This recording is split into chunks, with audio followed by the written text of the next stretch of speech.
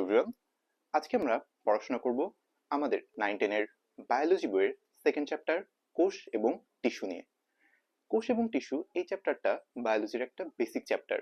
এই চ্যাপ্টারে যে কন্টেন্টগুলো আছে এই কন্টেন্টগুলো সম্পর্কে যদি তোমার ক্লিয়ার ধারণা না থাকে তাহলে সামনের যে চ্যাপ্টারগুলো পড়বে সেগুলো সম্পর্কে ক্লিয়ার কনসেপ্ট তৈরি হবে না।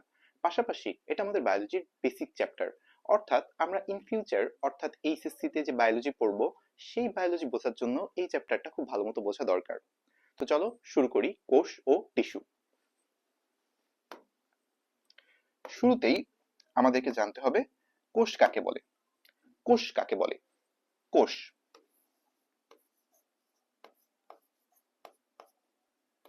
কোনো কিছুকে আমি কেন কোষ বলবো?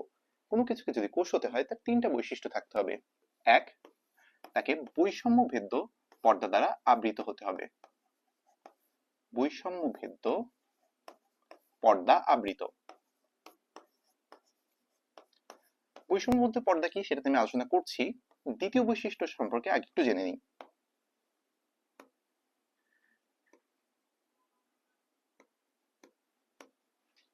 ওকে, দ্বিতীয় বৈশিষ্ট্য হলো এই বৈষম্যভেদ্য পর্দা দ্বারা আবৃত যে সত্তার কথা আমরা বলছি তাকে হতে হবে সকল জীবজ ক্রিয়াকলাপের একক। জীবজ ক্রিয়াকলাপের একক। জীবজ ক্রিয়াকলাপের একক বলতে কি বোঝায় সেটাও জানবো, তার আগে আমরা তৃতীয় বৈশিষ্ট্যটা একটু জেনে নিই। সেটা হলো কোন সজীব মাধ্যম ব্যতীত নিজের প্রতিরূপ সৃষ্টি করতে সক্ষম। কোন সজীব মাধ্যম ব্যতীত নিজের প্রতিরূপ তৈরি করতে সক্ষম, ব্যতীত প্রতিরূপ তৈরি করতে সক্ষম, প্রতিরূপ সৃষ্টিতে সক্ষম।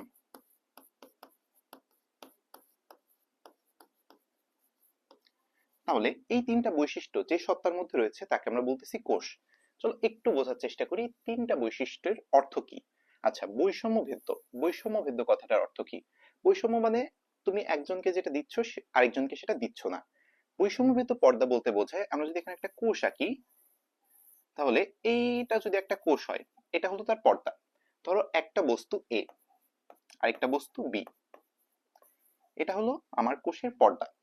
তো এই পর্দা এ কে ভেতরে ঢুকতে দিল কারণ এ কোষের জন্য উপকারী, কিন্তু বি কে সে ঢুকতে দিল না।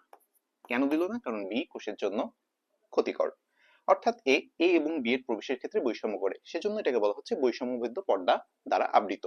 দ্বিতীয় হলো জীবজ ক্রিয়াকলাপের একক। আমি একটা এখানে একটু লিখে নেব, সকল জীবজ ক্রিয়াকলাপের একক। অর্থাৎ জীবজ ক্রিয়াকলাপ কি কি আছে? সালোক সংশ্লেষণ, শ্বসন, প্রোটিন সংশ্লেষণ, এই সকল জীবজ ক্রিয়াকলাপ একটা কোষের মধ্যে সংগঠিত হয় এবং প্রত্যেকটা কোষের মধ্যে হয়।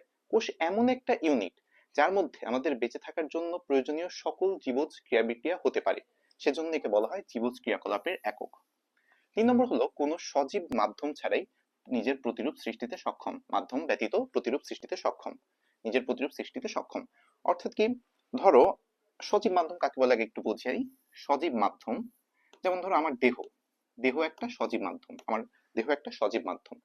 আমার বডির যে কোষগুলো আছে সেই কোষগুলো আমার দেহের মধ্যে মাল্টিপ্লাই করতে পারে বা বিভাজন করে সংখ্যা বৃদ্ধি করতে পারে, কিন্তু আমি যদি কোষকে দেহের বাইরে রাখি তাহলে কি পারবে সে সংখ্যা বৃদ্ধি করতে?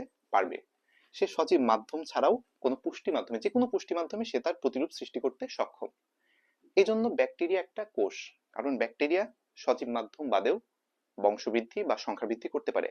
ব্যাকটেরিয়াকে সংখ্যা বৃদ্ধি করার জন্য আমার কোষের মধ্যেই থাকতে হবে, আমার দেহের মধ্যেই থাকতে হবে এমন কোনো কথা নেই।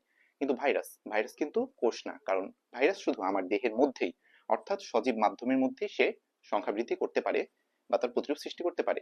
যে মাধ্যম সজীব না, যেমন তাকে রাস্তায় ফেলে রাখো, পুষ্টি মাধ্যমে দিয়ে রাখো, সে মাল্টিপ্লাই করতে পারবে না। তো এই কথা কে বলছে? এই কথা আমি বলছি না, এই কথা বলছেন দুজন বিজ্ঞানী, তাদের নাম হলো লোই এবং সিকেভিচ। তারা এই কথা কবে বলেছে? এগুলো এমসিকিউ এর জন্য ইম্পর্টেন্ট। লোই এবং সিকেভিচ এই কথা বলেছেন 1969। তাহলে আমরা বলতে পারি কোষের সংজ্ঞায় যে বৈষম্য ভেদ্য পর্দা দ্বারা আবৃত সকল জীবজ ক্রিয়াকলাপের একক যা কোনো সজীব মাধ্যম ব্যতীতই নিজের প্রতিরূপ সৃষ্টিতে সক্ষম এমন সত্তাকে আমরা বলবো কোষ। তাহলে কোষকে বলে আমরা বুঝতে পেরেছি। চলো কোষের একটা ছবি দেখে আসি।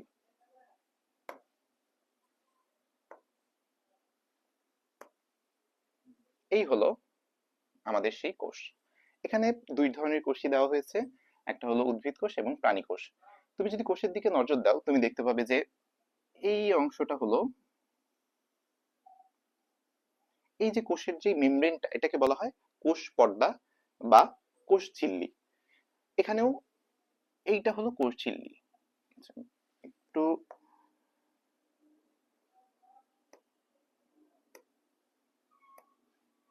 ঠিক আছে, এই যে এটা হলো, একটু জুম করে দেখাই, এইটা হলো কোষ ঝিল্লি।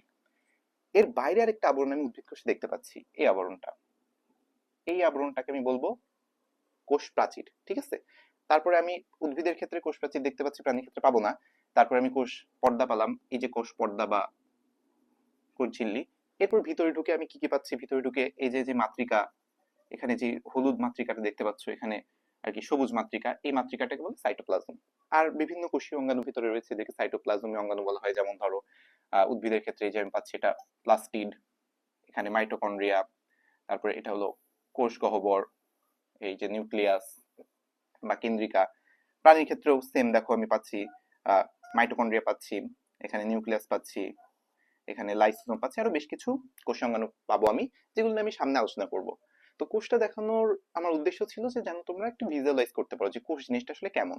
তো চলো এখন আমরা একটু কোষের ক্লাসিফিকেশনে চলে যাই। ওকে, কোষের ক্লাসিফিকেশন। কোষকে আমরা দুই ভাগে ভাগ করতে পারি দুইটা জিনিসের ভিত্তিতে। প্রথম হলো নিউক্লিয়াসের ভিত্তিতে, নিউক্লিয়াসের গঠনের ভিত্তিতে কোষ, নিউক্লিয়াসের গঠনের ভিত্তিতে।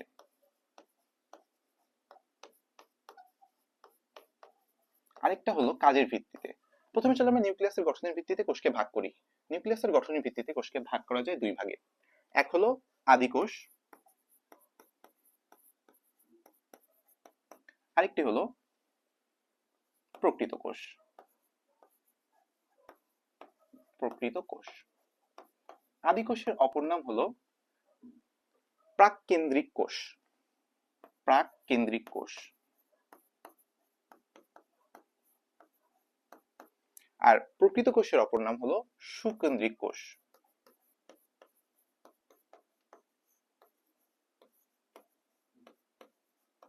আচ্ছা, তাহলে এদের মূল বৈশিষ্ট্য কিন্তু এদের কেন্দ্রে অর্থাৎ নিউক্লিয়াসে। তো চলো দেখি যে এদের মূল পার্থক্য নিরূপণকারী বৈশিষ্ট্যটা কি। আদি কোষে যেটা প্রথম বৈশিষ্ট্য, সুগঠিত নিউক্লিয়াস নেই। সুগঠিত নিউক্লিয়াস, আমি একটু শর্টে লিখলাম, নিউক্লিয়াস নেই। কিন্তু প্রকৃত কোষে যেটা মূল বৈশিষ্ট্য, এর সুগঠিত নিউক্লিয়াস, সুগঠিত নিউক্লিয়াস আছে। আচ্ছা, সুগঠিত নিউক্লিয়াস জিনিসটা কি এটা জানতে হবে, এটা জানাটা খুবই গুরুত্বপূর্ণ। তো চলো আমরা এখানে একটা সুগঠিত নিউক্লিয়াস আঁকি। আমরা নিউক্লিয়াস কি সেটা কিন্তু একটু আগেই দেখেছি। নিউক্লিয়াস যদি আমি আঁকতে চাই, প্রথমেই সুগঠিত নিউক্লিয়াস যদি আঁকতে চাই, তাহলে আমাকে আঁকতে হবে একটা নিউক্লিয়ার পর্দা বা নিউক্লিয়ার এনভেলপ।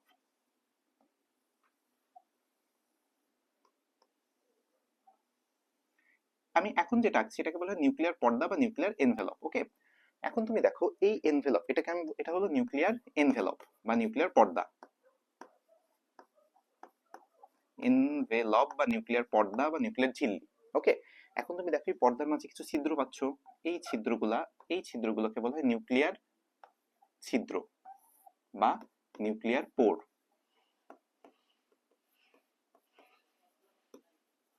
বা নিউক্লিয়ার রন্ধ্র। এখন এই নিউক্লিয়ার পর্দা বা এনভেলপের উদ্দেশ্যটা কি? এর কাজ হলো সাইটোপ্লাজম নামক কোষের মাতৃকা থেকে নিউক্লিয়াসের মাতৃকা নিউক্লিওপ্লাজমকে আলাদা করে রাখা। এর ভেতরে যে ধাত্রটা থাকবে বা এর ভেতরে যে মাতৃকাটা থাকবে সেটার নাম হলো নিউক্লিওপ্লাজম। এটা একটা জেলির মতো থকথকে পদার্থ, নিউক্লিওপ্লাজম। এই নিউক্লিওপ্লাজমের মধ্যে কিছু নিউক্লিয় বস্তু থাকবে।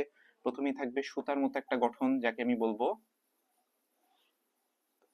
নিউক্লিয়ার রেটিকুলাম বা ক্রোমাটিন তন্তু। নিউক্লিয়ার রেটিকুলাম বা ক্রোমাটিন তন্তু। রেটিকুলাম, আমরা অনেকে একটা সন্দেহ বা আর কি না বোঝার মধ্যে থাকি যে নিউক্লিয়ার রেটিকুলাম আর ক্রোমাটিন তন্তু আলাদা কিনা। বাট নিউক্লিয়ার রেটিকুলাম বা ক্রোমাটিন তন্তু একই জিনিস, ক্রোমাটিন তন্তু। এর পাশাপাশি তুমি এখানে একটা গঠন দেখতে পাবে, এই গঠনটির নাম হলো নিউক্লিওলাস। নিউক্লিওলাস বা কেন্দ্রিকাণু, নিউক্লিওলাস বা কেন্দ্রিকাণু। ঠিক আছে, তাহলে যেই নিউক্লিয়াসের এই অংশগুলো বিদ্যমান তাকে আমি বলবো সুগঠিত নিউক্লিয়াস। সুগঠিত নিউক্লিয়াস যেটা প্রকৃত কোষে আছে। তার মানে প্রকৃত কোষে সুগঠিত নিউক্লিয়াস থাকার অর্থ কি? সুগঠিত নিউক্লিয়াসের বৈশিষ্ট্য কি? এখানে নিউক্লিয় বস্তু নিউক্লিয় বস্তু নিউক্লিয় বস্তু নিউক্লিয়ার পর্দা দ্বারা আবৃত, পর্দা দ্বারা আবৃত। কিন্তু এখানে কি? এখানে নিউক্লিয়ার পর্দা নেই। ফলে কি? ফলে আমার যে নিউক্লিয় বস্তুগুলো আছে, এই যে ভিতরে আমার ক্রোমাটিন তন্তু ব্লাবলা, এইগুলা কি? এগুলো হলো তাহলে নিউক্লিয় বস্তু সাইটোপ্লাজমে ছড়ানো থাকে। নিউক্লিয় বস্তু সাইটোপ্লাজমে ছড়ানো থাকে,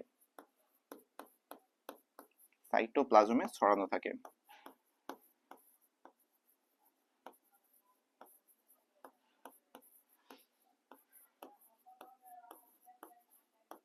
ওকে, এরপরে চলো দেখি এর যেই সুগঠিত নিউক্লিয়াস, এই সুগঠিত নিউক্লিয়াসের ভেতরে দেখো কত কিছু রয়েছে। এখানে নিউক্লিওপ্লাজম আছে, এখানে ক্রোমাটিন তন্তু আছে, নিউক্লিওলাস আছে, এবং মোটামুটি আরো অনেক কিছুই রয়েছে। কিন্তু এদের ক্ষেত্রে যেহেতু কোনো পর্দা নাই, তাই শুধুমাত্র এখানে ক্রোমোজোম থাকে, শুধুমাত্র ক্রোমোজোম, শুধুমাত্র ক্রোমোজোম থাকে। এর যেই অগঠিত নিউক্লিয়াস সেখানে শুধুমাত্র ক্রোমোজোম থাকে, এখানে ক্রোমোজোম থাকে। এখন তোমাদের মনে প্রশ্ন আসবে ক্রোমোজোম জিনিসটা কি? এই যে আমার নিউক্লিয়ার রেটিকুলাম বা ক্রোমাটিন তন্তু, এটা কোষে কখন থাকে? এটা নিউক্লিয়াসে থাকে যখন আমার কোষটা স্বাভাবিক অবস্থায় রয়েছে, স্বাভাবিক অবস্থা। অর্থাৎ কোষ যখন সিম্পল স্বাভাবিক অবস্থায় আছে তখন এই নিউক্লিয় বস্তুগুলো এভাবে সুতার মতো পেঁচিয়ে নিউক্লিয়ার রেটিকুলাম বা ক্রোমাটিন তন্তু বা ক্রোমাটিন বস্তু হিসেবে অবস্থান করছে।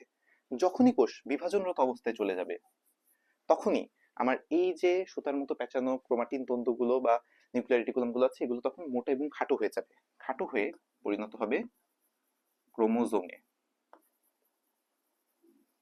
ক্রোমোজোমে, এই হলো ক্রোমোজোম। ওকে, তাহলে এটার নাম হলো ক্রোমোজোম, যেটা হলো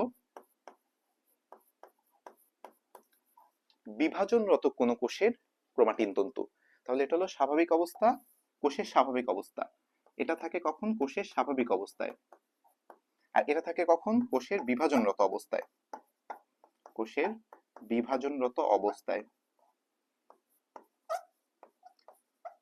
অর্থাৎ কোষ যখন মাল্টিপ্লাই করতেছে। আচ্ছা, তাহলে আমরা বুঝতে পারলাম যে কোষের যে নিউক্লিয়ার রেটিকুলাম বা ক্রোমাটিন তন্তু থাকে ওইটা কোষের স্বাভাবিক অবস্থায় থাকে। যখন কোষ বিভাজনের পর্যায়ে যায় তখন ওই ক্রোমাটিন তন্তুই পরিণত হয় ক্রোমোজোমে। তাহলে এর ক্ষেত্রে ক্রোমোজোমের পাশাপাশি আমি নিউক্লিওলাসও পাবো, নিউক্লিওপ্লাজমও পাবো প্রকৃত কোষের নিউক্লিয়াসে। কিন্তু এখানে যেহেতু সুগঠিত নিউক্লিয়াস নাই, শুধুমাত্র ক্রোমোজোম থাকবে। কিন্তু এর ক্রোমোজোম আর এর ক্রোমোজোম কিন্তু একরকম না। আদি কোষের, আমি যদি একটা আদি কোষ আঁকি, দেখো আদি কোষের ক্ষেত্রে আমি শুধুমাত্র এখানে ক্রোমোজোম পাবো, এই যে।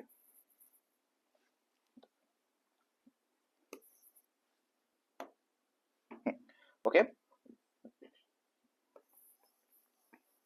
তাহলে এটা আদি কোষের ক্রোমোজোম, আর এটা ছিল আমার প্রকৃত কোষের ক্রোমোজোম। আমি যখন আমার প্রকৃত কোষের ক্রোমোজোমের দিকে নজর দিব, এই যে আমার ক্রোমোজোমের এই বাহু বা ক্রোমাটিডে, এই ক্রোমোজোম কি দিয়ে গঠিত? এই ক্রোমোজোমের গঠনে যদি তুমি দেখো, তাহলে এই ক্রোমোজোমে তুমি দেখবে যে কিছু এরকম বর্তুলাকার প্রোটিন আছে বা গোলাকার কিছু প্রোটিন আছে। এই প্রোটিনের নাম হিস্টোন প্রোটিন। ঠিক আছে, এই হিস্টোন প্রোটিনের গায়ে ডিএনএ, এই হিস্টোন প্রোটিনের গায়ে ডিএনএ এইভাবে পেঁচিয়ে পেঁচিয়ে কি তৈরি করেছে? এই ক্রোমোজোম তৈরি করেছে। তাহলে আমি এখানে বলতে পারি যে আমার প্রকৃত কোষের ক্রোমোজোমে ডিএনএ এবং হিস্টোন প্রোটিন থাকে। কিন্তু আমার যেটা আদি কোষের ক্রোমোজোম, এখানে শুধুই ডিএনএ থাকে। ঠিক আছে, এখানে কোনো হিস্টোন প্রোটিন থাকে না। তাহলে তোমাদের যদি এটা লেখা হয়ে যায়, আমি একটু এটা মুছে ফেলি এই অংশটা, কারণ আমি এখানে বৈশিষ্ট্যটা লিখবো। তাহলে আমি এখন যে দ্বিতীয় বৈশিষ্ট্যটা পাবো সেটা হলো আদি কোষের ক্রোমোজোমে শুধুমাত্র ডিএনএ থাকে, কিন্তু শুধুমাত্র ক্রোমোজোম থাকে, এখানে আমি লিখে নেবো যে ক্রোমোজোম ছাড়াও অন্যান্য নিউক্লিয় বস্তু থাকে। দ্বিতীয় বৈশিষ্ট্য যেটা লিখবো যে ক্রোমোজোমে শুধু ডিএনএ থাকে, ক্রোমোজোমে কেবল ডিএনএ থাকে, কেবল ডিএনএ থাকে। আর এদের ক্ষেত্রে আমি যেটা পাবো, ক্রোমোজোমে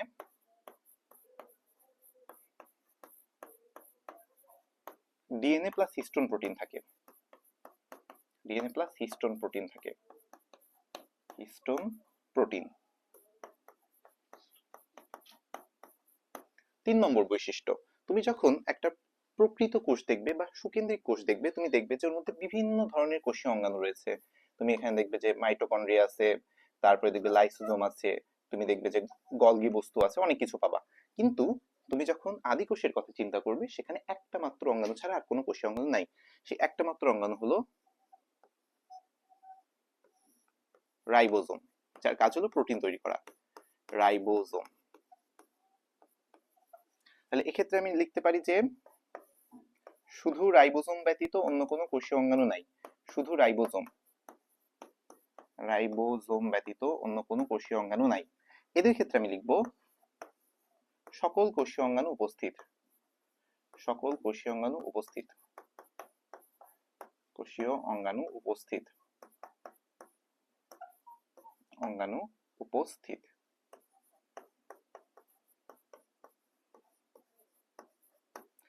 শুধু রাইবোজোম আর অন্য কোনো কোষীয় অঙ্গাণু নাই, এটা একটু লিখে নিও, অন্য কোনো কোষীয় অঙ্গাণু নাই।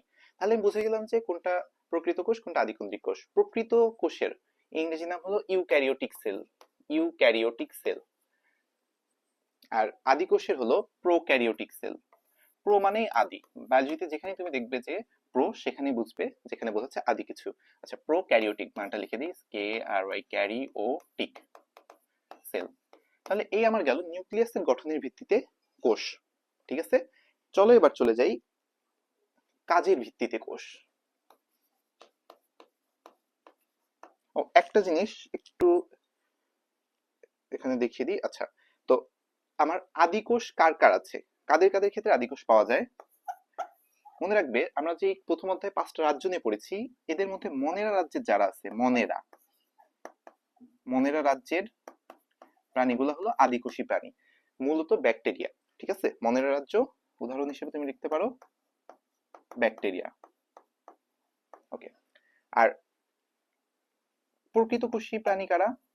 বাদবাকি যে 4টা রাজ্য আছে, প্রোটিস্টা, ফানজাই, প্লান্টি, অ্যানিমেলিয়া, এদের যে প্রাণীগুলো আছে এরা সবাই প্রকৃত কোষী।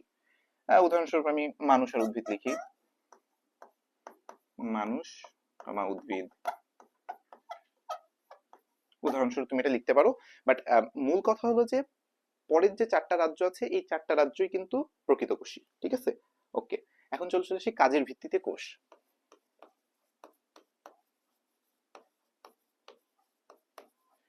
কাজের ভিত্তিতে কোষকে 2 ভাগে ভাগ করা যায়, একটা হলো দেহকোষ, আরেকটা হলো জনন কোষ। দেহকোষ কোনগুলা? আচ্ছা, আগে একটা স্ট্রাকচার একটু শেখাই, সেটা হলো আমাদের কোষ যে অনেকগুলো কোষ মিলে তৈরি করে টিস্যু, অনেকগুলো টিস্যু মিলে তৈরি করে একটা অঙ্গ, আর অনেকগুলো অঙ্গ মিলে তৈরি করে তন্ত্র। এটা আমরা সামনে আরো ভালোভাবে শিখবো, কাজে লাগবে। তো আমাদের দেহের বিভিন্ন অঙ্গতন্ত্র যেই কোষগুলো গঠন করে তাদেরকে বলে দেহকোষ। মানে এটা হলো বিভিন্ন অঙ্গতন্ত্র গঠনকারী কোষ, বিভিন্ন অঙ্গ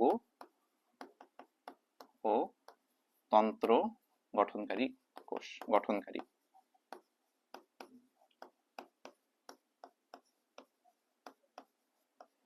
আচ্ছা, দেহকোষে কোন ধরনের বিভাজন ঘটে?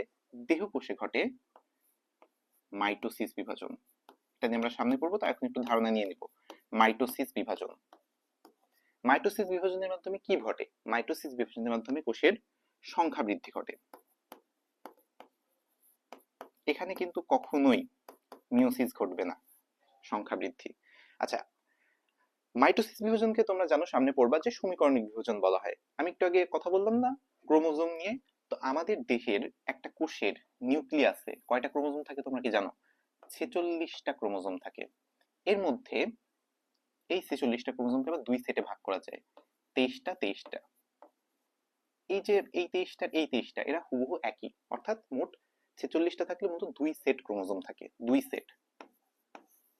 তো যখন মাইটোসিস হয় তখন এই যে একটা দেহকোষ, এই দেহকোষটা বিভাজিত হয়ে দুইটা কোষ সৃষ্টি করে, এবং এই দুইটা কোষের যেই নিউক্লিয়াসের ক্রোমোজোম সংখ্যা মাতৃকোষের সমান থাকে, এই জন্য এটাকে অনেক সময় সমীকরণিক বিভাজন বলা হয়।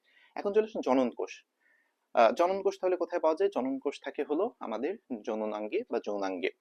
জনন কোষ কোথা থেকে তৈরি হয়? জনন কোষ তৈরি হয় জনন মাতৃকোষ থেকে মিওসিসের মাধ্যমে। জনন মাতৃকোষ দুই ধরনের, একটা হলো পুংজনন মাতৃকোষ, পুংজনন মাতৃকোষ, আরেকটা হলো স্ত্রী জনন মাতৃকোষ, স্ত্রী জনন মাতৃকোষ। এগুলো কিন্তু জনন মাতৃকোষ, জনন কোষ না। এখান থেকেই সৃষ্টি হবে আমাদের জনন কোষ, মাতৃকোষ। পুংজনন মাতৃকোষ, স্ত্রী জনন মাতৃকোষ এগুলো কোথায় থাকে? এগুলো থাকে পুংজনন মাতৃকোষ থাকে পুরুষের শুক্রাশয়ে, আর এগুলো থাকে স্ত্রী জননাঙ্গে। ঠিক আছে, ওকে। তাহলে পুংজনন মাতৃকোষ থেকে তোমার হবে মিওসিস। পুংজনন মাতৃকোষও 2n, অর্থাৎ এতেও পূর্ণ সংখ্যক ক্রোমোজোম বা দুই সেট ক্রোমোজোম আছে। যে ধরনের কোষে পূর্ণ সংখ্যক ক্রোমোজোম বা দুই সেট ক্রোমোজোম থাকে তাদের বলে ডিপ্লয়েড। এটা সামনে আমাদের কাজে লাগবে বলে এখন একটু পড়ায় ফেলছি, ডিপ্লয়েড। মাইটোসিসের ক্ষেত্রে কি হয়েছিল? একটা কোষ বিভাজিত হয়ে দুইটা কোষ হয়েছিল যাদের ক্রোমোজোম সংখ্যা মাতৃকোষের সমান ছিল, এবং ধাপ একটা ছিল। কিন্তু মিওসিস দুই ধাপে হয়। মিওসিসের প্রথম ধাপে যে দুইটা কোষ উৎপন্ন হয় এই দুইটা কোষের ক্রোমোজোম সংখ্যা মাতৃকোষের অর্ধেক হয়ে যায়। যখন এক সেট ক্রোমোজোম থাকে বা পূর্ণ সংখ্যার অর্ধেক ক্রোমোজোম থাকে তখন সেই কোষকে বলে হ্যাপ্লয়েড কোষ, হ্যাপ্লয়েড কোষ। এটা হলো মিওসিস বা মায়োসিস এক। এরপরে এই দুইটা কোষে আবার বিভাজন ঘটে এবং সমান ক্রোমোজোম বিশিষ্ট দুইটা করে কোষ তৈরি হয়। এটাকে তুমি বলতে পারো মিওসিস বা মায়োসিস 2। ঠিক আছে, এক্ষেত্রে দেখো এটা কিন্তু মাইটোসিসের অনুরূপ, তাই এটা হলো হ্রাসমূলক দশা, এটা হলো তোমার সমীকরণিক দশা। তো এই যে আমার একটা পুংজনন মাতৃকোষ ছিল, এখান থেকে যে মিওসিসের মাধ্যমে চারটা কোষ তৈরি হলো যাদের ক্রোমোজোম সংখ্যা পুংজনন মাতৃকোষ অর্ধেক, এই চারটা কোষকে বলা হয় জনন কোষ, বা যেহেতু পুং থেকে আসছে পুংজনন কোষ, এই চারটা হলো পুংজনন কোষ, পুংজনন কোষ, পুংজনন কোষ বা গ্যামিট বা পুংগ্যামিট বা পুংগ্যামিট। জনন কোষকে বলে, এই হলো সেই জনন কোষ বা গ্যামিট। এদের আরেকটা নাম আছে শুক্রাণু। ঠিক আছে, এদের নাম হলো শুক্রাণু বা শুক্রাণু। এখন একই পদ্ধতিতে এখানেও তুমি দেখো যে স্ত্রী জনন মাতৃকোষ থেকে একই পদ্ধতিতে তোমার কিন্তু কি তৈরি হবে? চারটা কোষ তৈরি হবে। এর মধ্যে একটা কোষ টিকে থাকবে আর বাদ বাকি তিনটা নষ্ট হয়ে যাবে। যেটা থেকে যাবে, ধরো এটা থেকে গেল, এটার নাম হবে ডিম্বাণু। ওই তিনটা নষ্ট হয়ে যাবে, তিনটা নষ্ট হয়ে যাবে, ডিম্বাণু। এই যে আমার ডিম্বাণু আর এখানকার একটা শুক্রাণু, ধর এই শুক্রাণুটা, এরা মিলিত হবে, মিলিত হয়ে তৈরি করবে 2n একটি কোষ বা একটি ডিপ্লয়েড কোষ। এইটাই হলো আমাদের প্রত্যেকটা মানুষের জীবনের প্রথম দশা বা জাইগোট দশা। এই 2n কে বলা হয় জাইগোট। আচ্ছা, জাইগোট গয়োকারটা একটু বোঝা যাচ্ছে না, জাইগোট। এই জাইগোটে পরবর্তীতে মাইটোসিস হবে। জাইগোটে মাইটোসিস হওয়ার পর সেটা থেকে ভ্রূণ তৈরি হবে, ওই ভ্রূণ থেকেই একসময় আমাদের উৎপত্তি হয়। ঠিক আছে, তাহলে এরপরে জাইগোটে আমি আর লিখলাম না, মাইটোসিস হবে, মাইটোসিস হয়ে সেখান থেকে ভ্রূণ তৈরি হবে, ভ্রূণ থেকে পরবর্তীতে আমরা সৃষ্টি হব। তাহলে এই হলো কাজের ভিত্তিতে কোষ দুই প্রকার, দেহকোষ এবং জনন কোষ। এখানে এত কিছু আসলে পড়ার দরকার ছিল না, বাট এখন যদি আমি তোমাদেরকে এটা বেশি পড়াই ফেলি তো সামনে বুঝতে সুবিধা হবে, না হলে সামনে যে সমস্যা হতে পারে। এখন আমি চলে আসি কোষে। কোষের সব থেকে বাইরে আমি কি দেখতে পাচ্ছিলাম? আমরা এখন কোষের বাইরে থেকে ভিতরে যাব, কোষের স্ট্রাকচার জানবো। কোষের সব থেকে বাইরে আমি দেখতে পাচ্ছিলাম কি? উদ্ভিদ কোষের ক্ষেত্রে কোষ প্রাচীর। তাহলে আমি শুরু করি কোষ প্রাচীর দিয়ে। ওকে, চলো কোষ প্রাচীরের ছবিটা একটু আমি নিয়ে আসি। এই তো কোষ প্রাচীর। ঠিক আছে, তাহলে কোষ প্রাচীর, এগুলো আমার কোষ প্রাচীর, এটা উদ্ভিদ কোষের বৈশিষ্ট্য। আচ্ছা, এর আগে একটা জিনিস একটু আমি লিখে ফেলি এখান থেকে, তাহলে তোমাদের সুবিধা হবে। এই যে প্রাণী কোষ উদ্ভিদ কোষের এই স্লাইড থেকে একটা জিনিস একটু লিখে ফেলি। ওকে, দেখো কিছু কিছু কোষীয় অঙ্গাণু রয়েছে যেগুলো শুধুমাত্র প্রাণীতে পাওয়া যায়, কিছু কিছু পাওয়া যায় উদ্ভিদে। তো শুধু প্রাণীতে কি কি পাওয়া যায় এটা একটু লিখে ফেলি। শুধু প্রাণীতে, শুধু প্রাণী কোষে আছে এমন কোষীয় অঙ্গাণু বা সাইটোপ্লাজমীয় অঙ্গাণু কি কি আছে? শুধু প্রাণীতে আছে। তুমি এখানে যদি একটু দেখো তাহলে তুমি কি পাবা? এখানে তুমি এমন অঙ্গাণু পাবা একটা, সেটা কি? এই যে সেন্ট্রোসোম। সেন্ট্রোসোম শুধু প্রাণীতে থাকে, শুধু প্রাণীতে থাকে সেন্ট্রোসোম।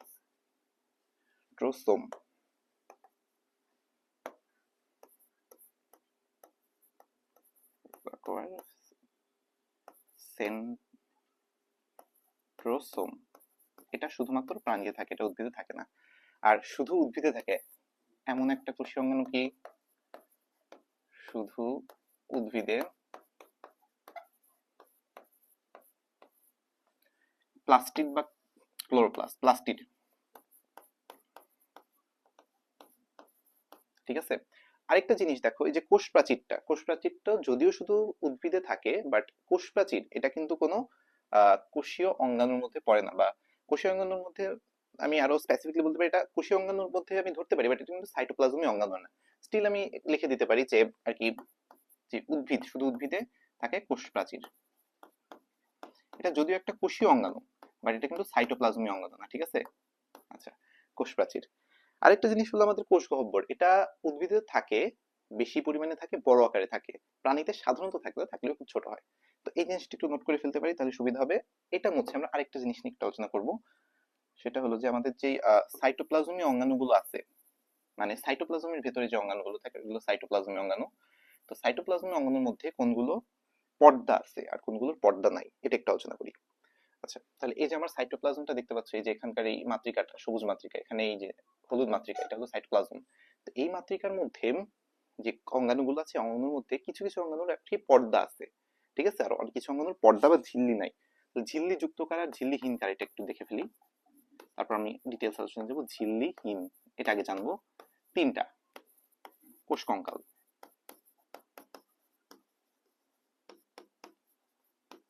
দুই হলো ওই যে শুধু প্রাণীতে থাকে সেন্ট্রোসোম। বারবার খালি বানানটা ভুল লিখতেছি।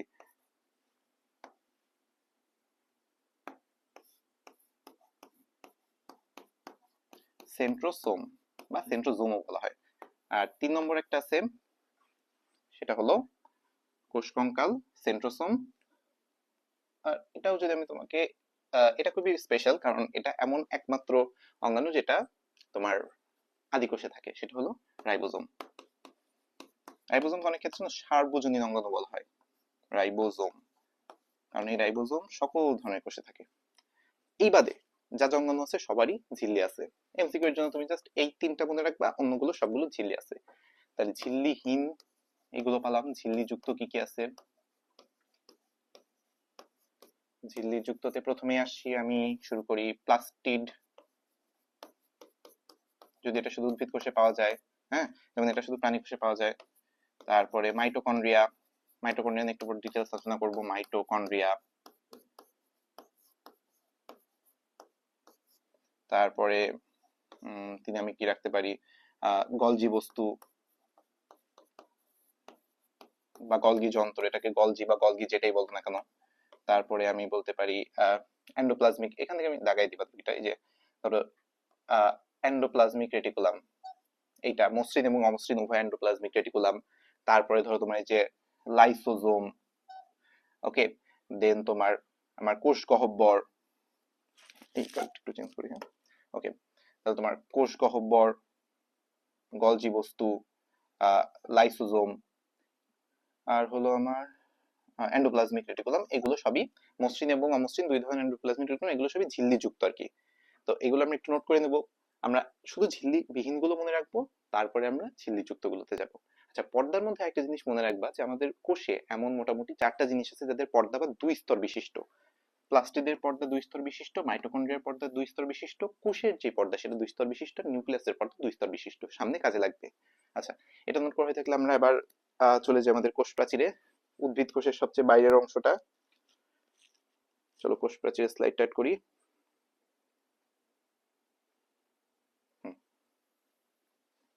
সো আমাদের কোষ প্রাচীর।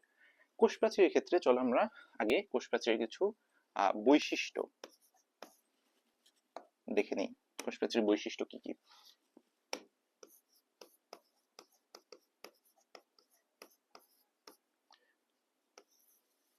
প্রথম কথা মনে রাখবা, কোষ প্রাচীর শুধু উদ্ভিদ কোষে পাওয়া যায়, শুধু উদ্ভিদ কোষে, প্রাণী কোষে পাওয়া যায় না, শুধু উদ্ভিদ কোষে, প্রাণীতে নাই, প্রাণীতে নেই। আচ্ছা, উদ্ভিদ কোষের পাশাপাশি আরো দুই জায়গায় পাওয়া যায়, দুই জায়গায় বলতে আরো বেশ কিছু জায়গায় পাওয়া যায়, আমাদের বই অনুযায়ী আমরা পড়বো। এক হলো ব্যাকটেরিয়াতে, ব্যাকটেরিয়াতে কোষ প্রাচীর থাকে, ব্যাকটেরিয়াতে কোষ প্রাচীর থাকে।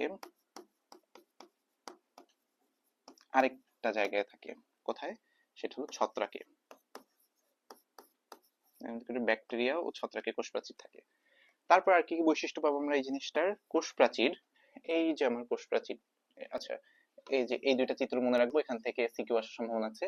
তো কোষ প্রাচীর সম্পূর্ণ মৃত বস্তু দিয়ে তৈরি, মৃত বা জড় বস্তু দিয়ে তৈরি, মৃত বা জড় বস্তু দিয়ে তৈরি, এটা জীবিত কিছু না, জড় বস্তু দিয়ে তৈরি। এই তিনটা বৈশিষ্ট্য আমরা এখান থেকে একটু মনে রাখবো। ওকে, এখন চলে যাই আমরা, এটা একটু মুছে ফেলি, মুছে ফেলে তোমাদের যে লেখা হয়ে যায় বা স্ক্রিনশট হয়ে যায়, আমি চলে যাই কোষ প্রাচীরের গঠনে। ঠিক আছে,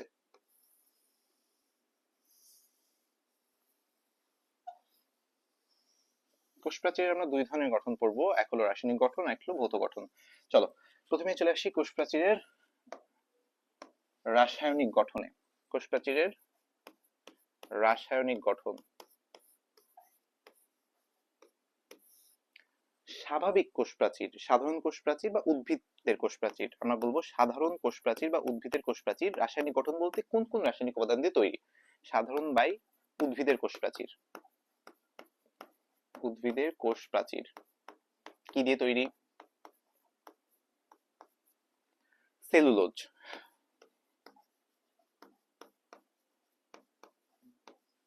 হেমিসেলুলোজ,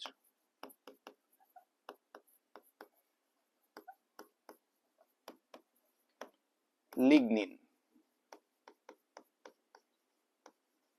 পেকটিন, সুবেরিন।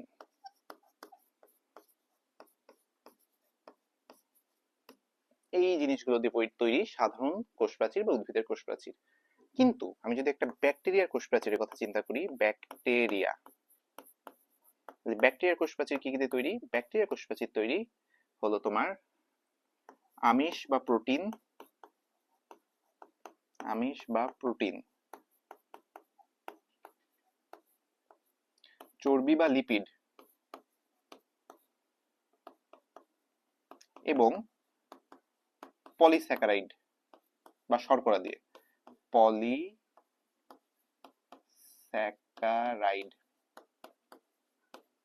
বা শর্করা দিয়ে। আচ্ছা, ব্যাকটেরিয়া কোষ প্রাচীর মনে রাখার একটা সহজ টেকনিক কি? আমরা কি খাবার খাই, আমাদের খাবারের মূল উপাদান কি কি? আমাদের খাবারের মূল উপাদান তিনটা না? আমিষ, শর্করা আর চর্বি। এই তিনটা দিয়ে ব্যাকটেরিয়া কোষ প্রাচীর তৈরি, মানে আমরা ব্যাকটেরিয়া খেয়ে ফেলতে পারি। ঠিক আছে, জাস্ট মনে রাখার জন্য। আরেকটা জিনিস আছে, সেটা হলো ছত্রাক, ফানজাই রাজ্যের। এই ছত্রাকের কোষ প্রাচীর তৈরি কাইটিন দিয়ে, এটা খুবই গুরুত্বপূর্ণ একটা ইনফো, প্রচুর আসে। কাইটিন দিয়ে তৈরি এর কোষ প্রাচীর। ঠিক আছে, ওকে। তাহলে এখন চলো সামান্য একটু কথা বলি, সেটা হলো যে মোটামুটি এখানে আমরা দেখলাম যে আমিষ, চর্বি, পলিস্যাকারাইড দিয়ে তৈরি। এই যে আমার সেলুলোজ, তারপরে হেমিসেলুলোজ, হ্যাঁ, এগুলো কিন্তু এক ধরনের পলিস্যাকারাইড বা এক ধরনের শর্করা আর কি। পলিস্যাকারাইডও তোমার এক ধরনের শর্করা আসলে। আবার এই যে তোমার কাইটিন, কাইটিনও এক ধরনের জটিল শর্করা। তারপরে সুবেরিন, সুবেরিন হলো একটা মোম জাতীয় পদার্থ। ঠিক আছে, এই পেকটিন, এটা এক ধরনের শর্করা। ওকে, আচ্ছা, তাহলে আমরা রাসায়নিক গঠন দেখলাম কোষ প্রাচীরের। এখন চলো একটু কোষ প্রাচীরের ভৌত গঠন দেখি। ঠিক আছে, ভৌত গঠন বলতে কোষ প্রাচীর কিভাবে তৈরি? ভৌত গঠন আমাদের বইয়েরটা একটু জটিল বোঝা, আমরা একটু সহজে বুঝি। ওকে, ধরো এটা একটা কোষ প্রাচীর, এই যে এটা ধরো একটা কোষ প্রাচীর। ঠিক আছে, এটা একটা কোষ প্রাচীর। আচ্ছা, এই যে পাশে আরেকটা কোষ আঁকলাম, এটারও কোষ প্রাচীর থাকবে। ঠিক আছে, তাহলে এই সাদা অংশটা ধরো কোষ প্রাচীর। আর এর ভিতরে ধরো, এই যে এর ভিতরে ধরো, এটা ধরো আমার কোষ পর্দা, এটা ধরো কোষ পর্দা, এই ভিতরে কোষ। তাহলে চলো আমরা এখান থেকে একটা পার্ট একটু জুম করে নিয়ে আসি, এখানকার এই অংশটা আমরা ভেঙে দেখি ভিতরে কিভাবে আছে বিষয়গুলো। ওকে, ওকে, চলো। কোষ প্রাচীরের ক্ষেত্রে প্রথমেই তুমি দেখতে পাবা একটা মধ্য পর্দা বা ভিত্তি পর্দা। ঠিক আছে, এই যে তুমি এখানে চিন্তা করতে পারো যে এখানে আমি যদি আঁকি, এখানে ধরো, এই যে ধরো এখানে একটা মধ্য পর্দা বা ভিত্তি পর্দা। ঠিক আছে, এই ভিত্তি পর্দার উপর একটা স্তর পড়বে, এই যে একটা স্তর পড়লো, এই স্তরটাকে আমি বলবো প্রাথমিক প্রাচীর। এই স্তরটাকে আমি বলবো, এই যে স্তরটা পড়লো,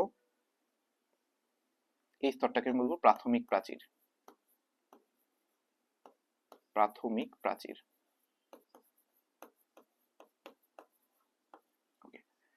অনেক ক্ষেত্রে তাহলে এই যে আমার কোষ পর্দা, সরি আমার ভিত্তি পর্দা বা মধ্য পর্দা, আর এটা হলো ভিত্তি পর্দা বা মধ্য পর্দা। এটা এই নীল অংশটা হলো আমার ভিত্তি পর্দা বা মধ্য পর্দা। ভিত্তি বা মধ্য পর্দা। তার উপরে আমার এই যে প্রাথমিক প্রাচীরটা পড়লো, এই দুইটা মিলে আমি বলতে পারি এটা একটা প্রাথমিক কোষ প্রাচীর। অনেক ক্ষেত্রে দেখা যায় যে এই প্রাথমিক প্রাচীরের উপর এই যে আমার ভিতরে কোষ, কোষের প্রোটোপ্লাজম থেকে বিভিন্ন ধরনের রাসায়নিক পদার্থ নিঃসৃত হয়, নিঃসৃত হয়ে এই প্রাথমিক প্রাচীরের উপর আরেকটা প্রাচীর তৈরি করে। এই প্রাচীরটা আবার 3 স্তর বিশিষ্ট। এই প্রাচীরটাকে বলে গৌণ প্রাচীর বা সেকেন্ডারি প্রাচীর। গৌণ বা সেকেন্ডারি প্রাচীর। প্রাথমিক মানে যেটা আগে আসছে, গৌণ মানে যেটা পরে আসছে। গৌণ বা সেকেন্ডারি প্রাচীর।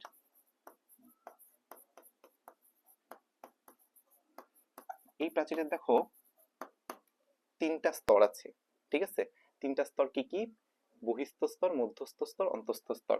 তাহলে এখানে হলো, এটা হলো অন্তঃস্তর বা এটা হলো মধ্যস্তর, আর এটা হলো বহিস্তর। এই যে বহিস্তর, বহিস্তর।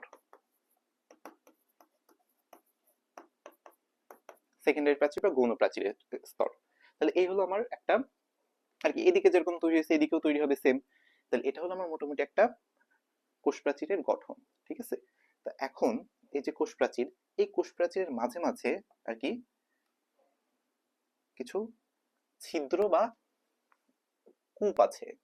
আমি যদি এখান থেকে দেখি যে মাঝে মাঝে কিছু ছিদ্র আছে, কোষ প্রাচীরের মাঝে মাঝে কিছু ছিদ্র পাওয়া যায়। ছিদ্র বলতে এমন জায়গা যেখানে শুধুমাত্র এই মধ্য পর্দা বা ভিত্তি পর্দা থাকবে, কিন্তু মধ্য পর্দা বা ভিত্তি পর্দার উপর কোনো প্রাথমিক প্রাচীর বা গৌণ প্রাচীর থাকবে না। ঠিক আছে, চলো একটা ছিদ্র আঁকি। আচ্ছা, এদিকেও সেম এঁকে ফেলে আমি।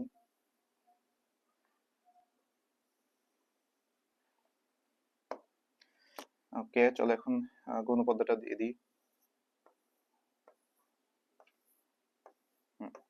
তাহলে এই যে অঞ্চলটা দেখতেছো, এই অঞ্চলটার নাম হলো, এই যে ছিদ্রটা, এই জায়গাটা, এই জায়গাটার নাম হলো ছিদ্র বা কূপ। এটাকে বলে কূপ। তার মানে কূপে যে একেবারে কিছু থাকে না সেটা না, কূপে শুধু মধ্য পর্দাটা বা ভিত্তি পর্দাটা থাকে, কোনো প্রাচীর থাকে না। এখন এই কূপের কাজটা কি? এই কূপের মধ্যে দিয়ে একটা আণুবীক্ষণিক নালী প্রবেশ করে, এই কূপের মধ্যে দিয়ে প্রবেশ করে একটা আণুবীক্ষণিক নালী। এইরকম একটা নালী এই কূপের মধ্যে দিয়ে প্রবেশ করে, খুবই ক্ষুদ্র আণুবীক্ষণিক নালী। এই নালীটার নাম কি? এই নালীর নাম হলো প্লাজমোডেজমাটা। প্লাজমোডেজমাটা। বায়োলজিতে যেখানে দেখবা ডেজমাটা, বুঝবে এর অর্থ সংযোগ। আর প্লাজমা মানে মূলত প্রোটোপ্লাজম বা সাইটোপ্লাজম বোঝাচ্ছে। ঠিক আছে, তাহলে কিন্তু আমি মোটামুটি বুঝতে পারতেছি যে এর কাজটা কি, কাজ হলো সংযোগ রক্ষা করা। তাহলে চলো একেবারে আমি এখানে কোষ প্রাচীরের কাজ এবং প্লাজমোডেজমাটার কাজটা লিখে ফেলি।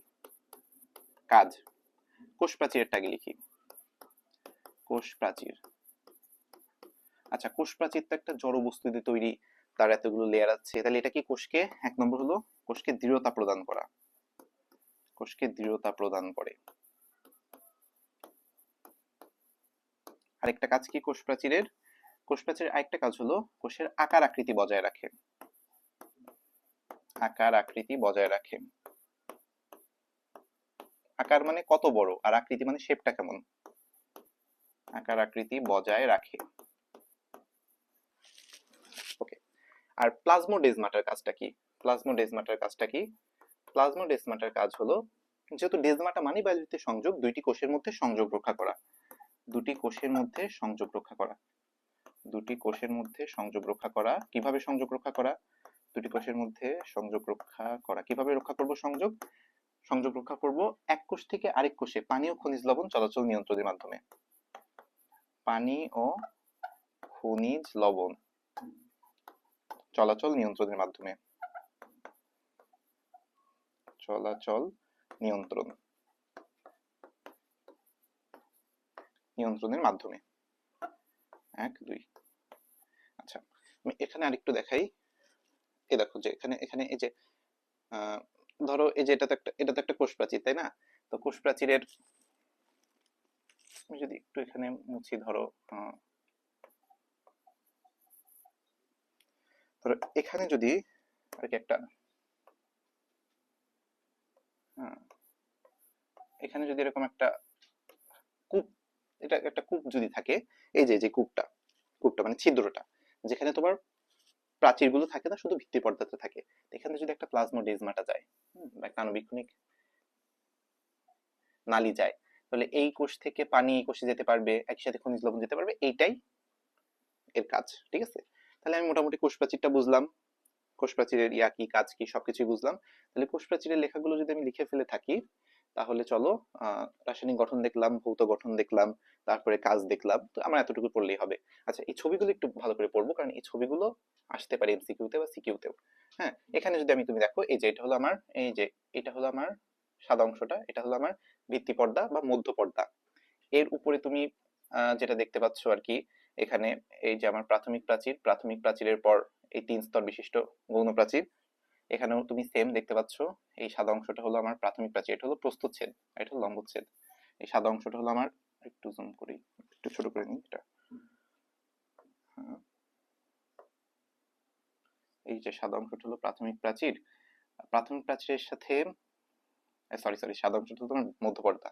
এর সাথে যে এই যে দাগটা লেগে আছে, আচ্ছা এখানে এখন কঠিন হয়ে যাবে, এই যে দাগটা লেগে আছে আর কি, এভাবে দেখতে পাচ্ছি না, এই দাগটা হলো প্রাথমিক প্রাচীর।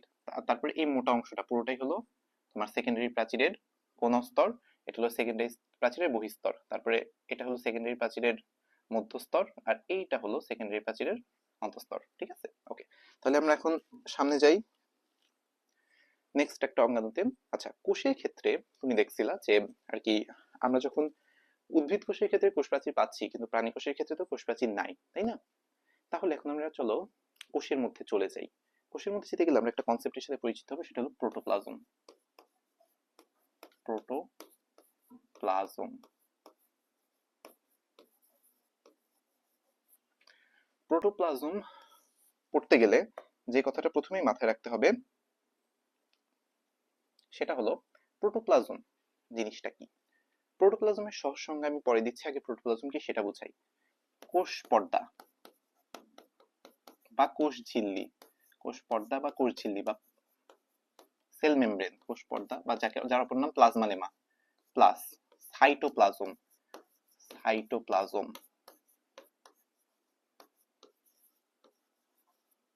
Plus nucleus.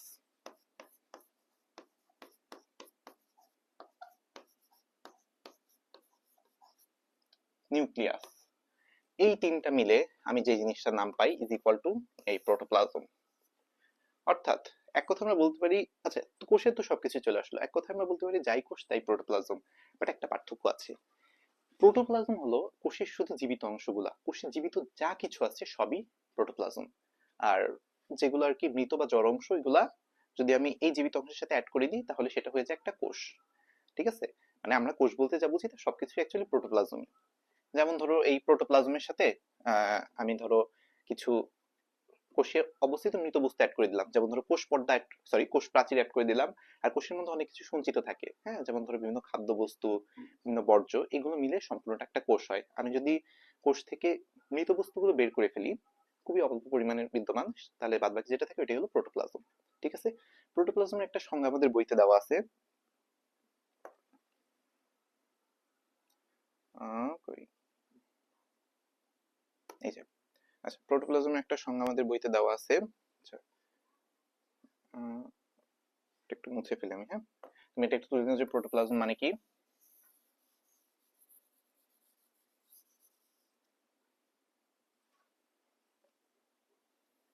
এই যে প্রোটোপ্লাজমের একটা সংজ্ঞা আমাদের বইতে দেওয়া আছে যে কোষের ভেতরে অবস্থিত অর্ধস্বচ্ছ জেলির ন্যায় থকথকে পদার্থকে কোষের ভেতরে অবস্থিত জেলির ন্যায় থকথকে পদার্থকে প্রোটোপ্লাজম বলে। ঠিক আছে, তো কোষ ঝিল্লি প্রোটোপ্লাজমের অংশ, সাইটোপ্লাজম প্রোটোপ্লাজমের অংশ, এমনকি নিউক্লিয়াসটা প্রোটোপ্লাজমের অংশ। ঠিক আছে, আর এই যে সাইটোপ্লাজম, সাইটোপ্লাজম বলতে আমরা মূলত বুঝি আমাদের কোষের মধ্যে যে মাতৃকাটা থাকে, যে মাতৃকার মধ্যে সাইটোপ্লাজম অঙ্গাণুগুলো আছে ওইটাকে বলে সাইটোপ্লাজম। তা আমি যদি কোষের থেকে বা প্রোটোপ্লাজম থেকে আমার নিউক্লিয়াসটাকে বাদ দিয়ে দিই আর প্লাজমা লেমাটাকে বাদ দিয়ে দিই, তাহলে বাদ বাকি যে অংশটা থাকে ওইটাকে সাইটোপ্লাজম বলে। সাইটোপ্লাজমের মধ্যে আবার বিভিন্ন অঙ্গাণু থাকে, ওদেরকে সাইটোপ্লাজমীয় অঙ্গাণু বলে। ঠিক আছে, তাহলে আমি লিখতে পারি এরকম যে প্রোটোপ্লাজম প্রোটোপ্লাজম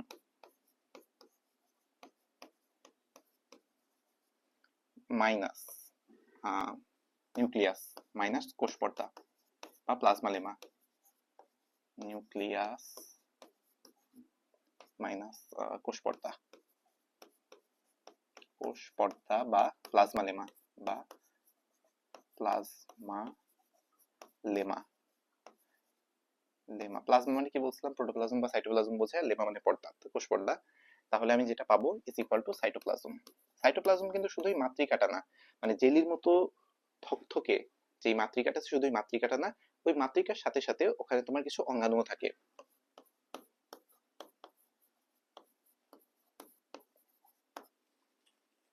ওকে, তো এটা মুছে ফেলে চলো এখন আমরা সামনে আগাই একটু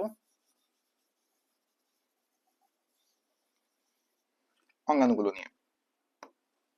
আচ্ছা প্রথমে আমরা যেটা পাবো সেটা হলো প্লাজমা লেমা, তাই না? মানে আমার কোষের যে পর্দা এটাকে বলে প্লাজমা লেমা। প্লাজমা লেমা, আমি যদি একটা কোষ আঁকি, এই কোষের এইটা হলো প্লাজমা লেমা। প্রাণী কোষের ক্ষেত্রে বাইরে আর কোনো কিছু থাকবে না, উদ্ভিদ কোষের ক্ষেত্রে বাইরে একটা প্রাচীর থাকবে।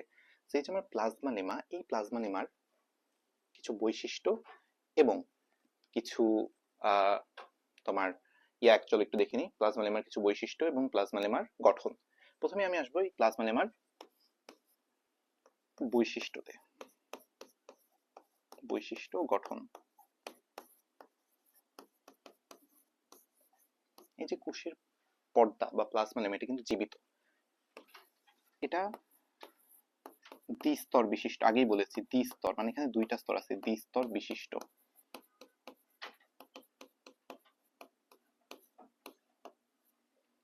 আর কি, এটা স্থিতিস্থাপক। অর্থ কি একটু পরে বলছি, স্থিতিস্থাপক, দ্বিস্তর বিশিষ্ট, এটা স্থিতিস্থাপক এবং এটা বৈষম্য ভেদ্য। ঠিক আছে, তাহলে আমার কোষ পর্দা বা প্লাজমা লেমার বৈশিষ্ট্য হলো এই যে কোষ ঝিল্লি বা প্লাজমা লেমা। কোষ পর্দা বা কোষ ঝিল্লি বা প্লাজমা লেমার বৈশিষ্ট্য হলো এটা দ্বিস্তর বিশিষ্ট, এটা স্থিতিস্থাপক এবং বৈষম্য ভেদ্য। দ্বিস্তর বিশিষ্ট মানে কি, যখন আমি এই যে আমার কোষ পর্দাটাকে মাইক্রোস্কোপের নিচে দেখবো তখন দেখবো যে এটা এই যে এখানে একটা লাইন দেখা যাচ্ছে, এই একটা লাইন আসলে দুইটা লাইনে বিভক্ত। এই একটা লাইন আসলে আমি দেখবো যে এরকম দুইটা লাইনে বিভক্ত, এরকম দুইটা লাইনে বিভক্ত। এইটা একটা স্তর, এটা একটা স্তর। ঠিক আছে, এখানে আমি যদি অনেক জুম করি এখানে দেখবো যে অ্যাকচুয়ালি পাশাপাশি এরকম দুইটা স্তর আছে। ঠিক আছে, এরকম দুইটা স্তর আছে, এই জন্য এটা দুই স্তর বিশিষ্ট। ওকে, তৃতীয় কথা হলো স্থিতিস্থাপক, মানে এই কোষ পর্দাকে বা কোষ ঝিল্লিকে আমি যদি চাপ দিই বা বিকৃত করি তাহলে চাপ সরিয়ে নেওয়ার পর এটা আবার আগের অবস্থায় ফিরে আসবে, আর বৈষম্যবিদ্যা আগেই বলছি। ওকে, তো বৈশিষ্ট্য মোটামুটি পড়ছি, চলো এবার দেখি এটা কি দিয়ে তৈরি। দুইটা জিনিস দিয়ে তৈরি, প্রোটিন প্লাস লিপিড। কোন লিপিড যদি আরো একটু জানতে মন চায় তুমি মনে রাখতে পারো ফসফোলিপিড, মানে ফসফেট যুক্ত লিপিড। লাগবে না এক্সট্রা ইনফো। আচ্ছা ফিউচার এক্স লাগবে। আর একটা ভেরি ইম্পর্টেন্ট ইনফো, এটা তোমাদের পরীক্ষাতে ক নম্বরের কোশ্চেনে প্রচুর আসে, এমসিকিউতে আসে, যে কোষ ঝিল্লির ভাঁজকে কি বলে। এই যে আমার কোষ ঝিল্লি দেখতেছো না, এই কোষ ঝিল্লি অনেক সময় কোষ ঝিল্লিতে ভাঁজ হয়ে যায়, এই কোষ ঝিল্লির মধ্যে আমি অনেক সময় দেখবা যে এখানে ভাঁজ সৃষ্টি হয়, এরকম এরকম ভাঁজ। ঠিক আছে। কোষ ঝিল্লির এই ভাঁজগুলোকে বলে মাইক্রোভিলাই। মাইক্রোভিলাই, তাহলে মনে রাখবো যে কোষ ঝিল্লির ভাঁজকে বা প্লাজমা লেভার ভাঁজকে মাইক্রোভিলাই বলে, কোষ ঝিল্লির ভাঁজকে মাইক্রোভিলাই বলে, ভাঁজকে বলে মাইক্রোভিলাই।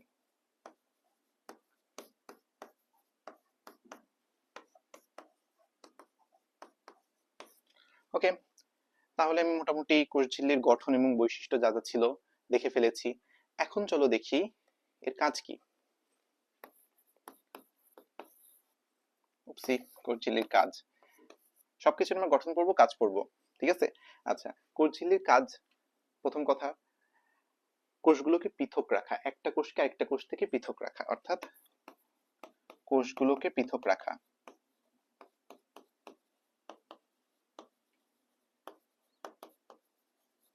এখন দেখো, পাশাপাশি যেহেতু এটা একটা বৈষম্য ভেদ্য পর্দা, তাহলে এ কি করবে? এ হলো পানি এবং খনিজ লবণের চলাচল নিয়ন্ত্রণ করবে।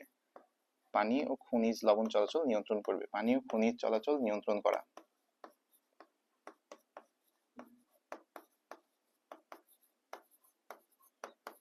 কোন পদ্ধতিতে নিয়ন্ত্রণ করবে? খনিজ চলাচল নিয়ন্ত্রণ করবে অভিস্রবণ পদ্ধতিতে। অভিস্রবণ কি? সামনে আমরা ডিটেলসে পড়বো। অভিস্রবণ, অভিস্রবণের জন্য এরকম একটা আর কি বৈষম্যভেদ্য পর্দা লাগে। অভিস্রবণ পদ্ধতিতে পানি ও খনিজ চলাচল নিয়ন্ত্রণ করার, কোষগুলোকে পৃথক রাখা বা সাইটোপ্লাজমকে ঢেকে রাখা আর কি। তো এই ছিল আমাদের মোটামুটি কোষ ঝিল্লির কাজ। কোষ ঝিল্লির ছবি বইতে আছে, ওটা একটু দেখে নিও।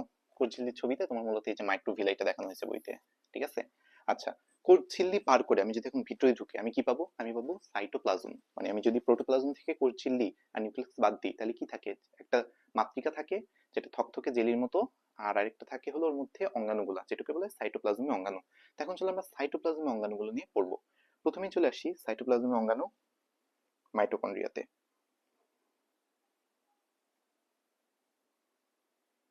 এই যে আমাদের কোষ ঝিল্লি, এটা কোষ ঝিল্লি। ওকে, চলো মাইটোকন্ড্রিয়াতে চলে আসলো। মাইটোকন্ড্রিয়া, মাইটোকন্ড্রিয়ার ক্ষেত্রে চলো আমরা আগে দেখি যে কে আবিষ্কার করেছে। এখন থেকে আমরা কিছু কিছু অঙ্গাণু, দুইটা স্পেশালি মাইটোকন্ড্রিয়া প্লাস্টিডের ক্ষেত্রে মনে রাখবো কত সালে কে আবিষ্কার করছে, ঠিক আছে। চলো দেখি মাইটোকন্ড্রিয়ার ক্ষেত্রে কি বলা হয়েছে। এটা আমি একটু এখান থেকে দাগাই দিই, এটা লিখি না, বোঝানোর যেহেতু কিছু নেই। শ্বসনে অংশগ্রহণকারী অঙ্গাণুটি 1886 সালে মতান্তরে 1894 সালে আবিষ্কার করেন রিচার্ড অল্টম্যান, এবং তিনি তখন এর নাম দিয়েছিলেন বায়োব্লাস্ট, নট মাইটোকন্ড্রিয়া। বর্তমানে নামটি দেন বেন্ডা, এটা তিনি দেন 1998 সালে, সরি 1898, 1898 সালে, ঠিক আছে। তো এর আবিষ্কার আমরা জানলাম, কে করেছে সেটা জানলাম। আচ্ছা, একটা জিনিস আমি সম্ভবত একটা ভুল করছি, সেটা হলো যে আমি শুরুতে পড়ানোর সময় তোমার আর কি একটা জিনিস লিখছিলাম, কই গেল প্রথম স্লাইডটা, এই যে কোষ আবিষ্কারের সাল, এটা হলো না না, ঠিকই আছে, সরি সরি, ঠিক লিখছি। আচ্ছা, তো চলো আমরা কোনটা পড়ছিলাম জানো? মাইটোকন্ড্রিয়া, ঠিক আছে। চলো মাইটোকন্ড্রিয়া, মাইটোকন্ড্রিয়া আবিষ্কার করেন কে? রিচার্ড অল্টম্যান 1886 সালে, নাম দেন বায়োব্লাস্ট, বর্তমান নাম দেন বেন্ডা 1998 সালে, শেষ। এখন চলো আমরা মাইটোকন্ড্রিয়ার গঠনটা দেখি। এই মাইটোকন্ড্রিয়ার গঠন পড়াটা খুবই গুরুত্বপূর্ণ এবং বোঝার চেষ্টা করি। মাইটোকন্ড্রিয়া একটা মজার ইতিহাস বলবো নি, ওকে। আচ্ছা, সো মাইটোকন্ড্রিয়া, আমি আগে বলেছিলাম আমাদের কোষের মধ্যে মোট 4টা জিনিস আছে যাদের পর্দা 2 স্তর বিশিষ্ট। একটা আমরা পড়ে ফেলেছি, প্লাজমা লেমা। আর দুইটা হলো দুইটা কোষীয় অঙ্গাণু, একটা হলো মাইটোকন্ড্রিয়া আর একটা হলো প্লাস্টিড, আরেকটা আছে নিউক্লিয়াস। তো আমাদের মাইটোকন্ড্রিয়ারও যেই পর্দাটা, মানে মাইটোকন্ড্রিয়ার যে আবরণ বা ঝিল্লি, এটা 2 স্তর বিশিষ্ট। মাইটোকন্ড্রিয়া আঁকার আগে একটা সহজ উপায় দেখাই, চলো। তুমি করবা কি, প্রথমে এরকম একটা ডিমের মতো স্ট্রাকচার বা এর ভিতর দিয়ে, না ভিতর দিয়ে, হ্যাঁ ভিতর দিয়ে কি আরেকটা ডিমের মতো স্ট্রাকচার বা, এখন এই দ্বিতীয় ডিমের মতো স্ট্রাকচার থেকে কিছু জায়গা মুছে ফেলবা।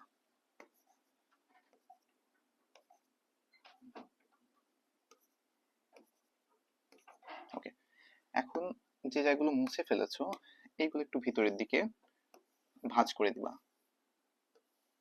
যদি তুমি আঁকায় খুবই খারাপ হও তাহলে এই পদ্ধতিটা অবলম্বন করতে পারো। না, হয়ে গেল মাইটোকন্ড্রিয়ার বেসিকটা। এখন জাস্ট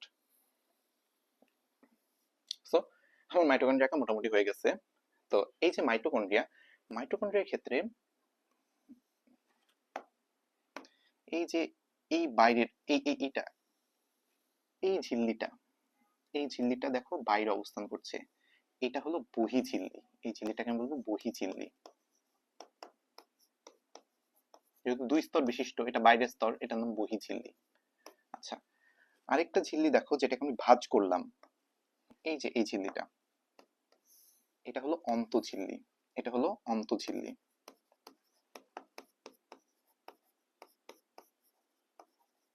আর এই যে বহিঃঝিল্লি আর অন্তঃঝিল্লির মধ্যবর্তী জায়গাটা, এই জায়গাটা এখানে আমি যদি বলি এই জায়গাটুকুকে বলা হয় আন্তঃঝিল্লি স্থান। যখন দুইজনের মধ্যে থাকে তখন আমি আন্ত ব্যবহার করব, অন্তঃঝিল্লি স্থান।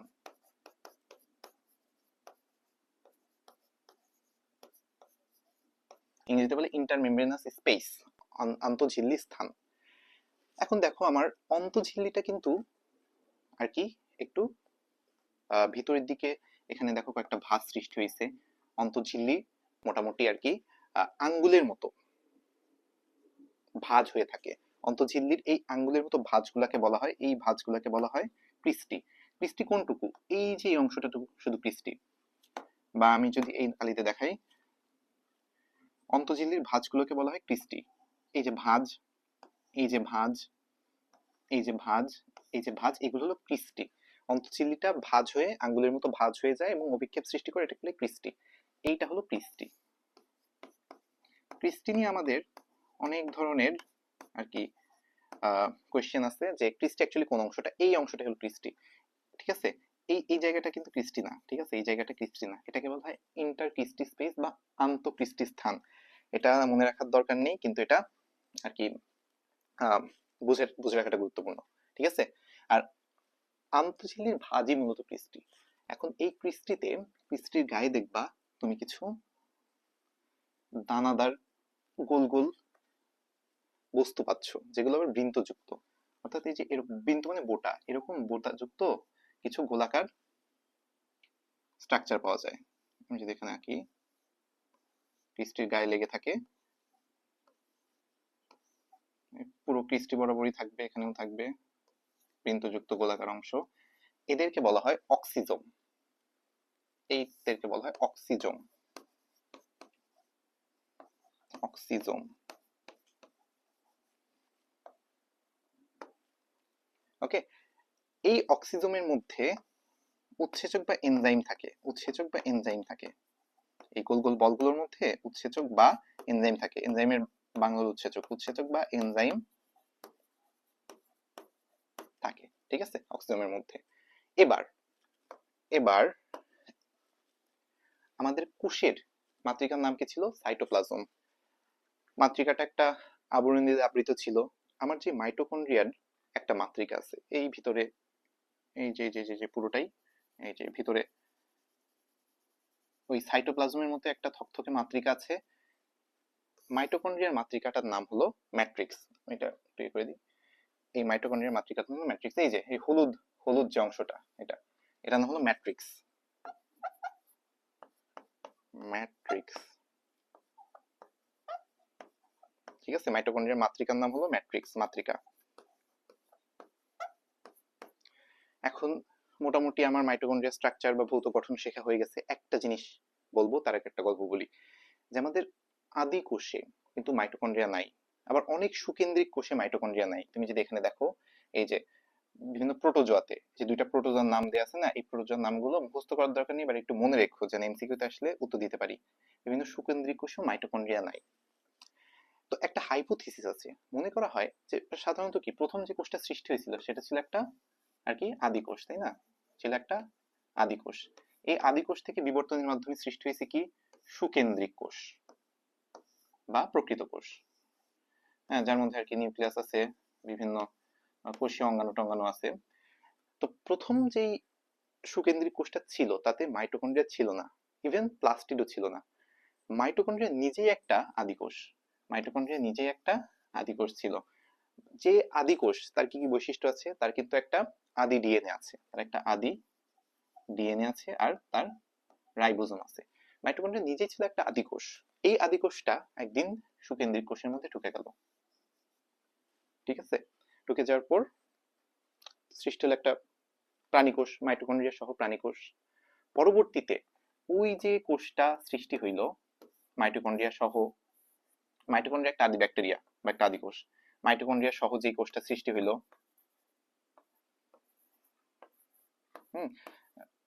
এই যেখানে মাইটোকন্ড্রিয়া, ওই কোষে আরেকদিন আরেকটা ব্যাকটেরিয়া ঢুকে গেল, মানে আরেকটা আদিকোষ ঢুকে গেল। ওই আদিকোষটার নাম হলো প্লাস্টিড।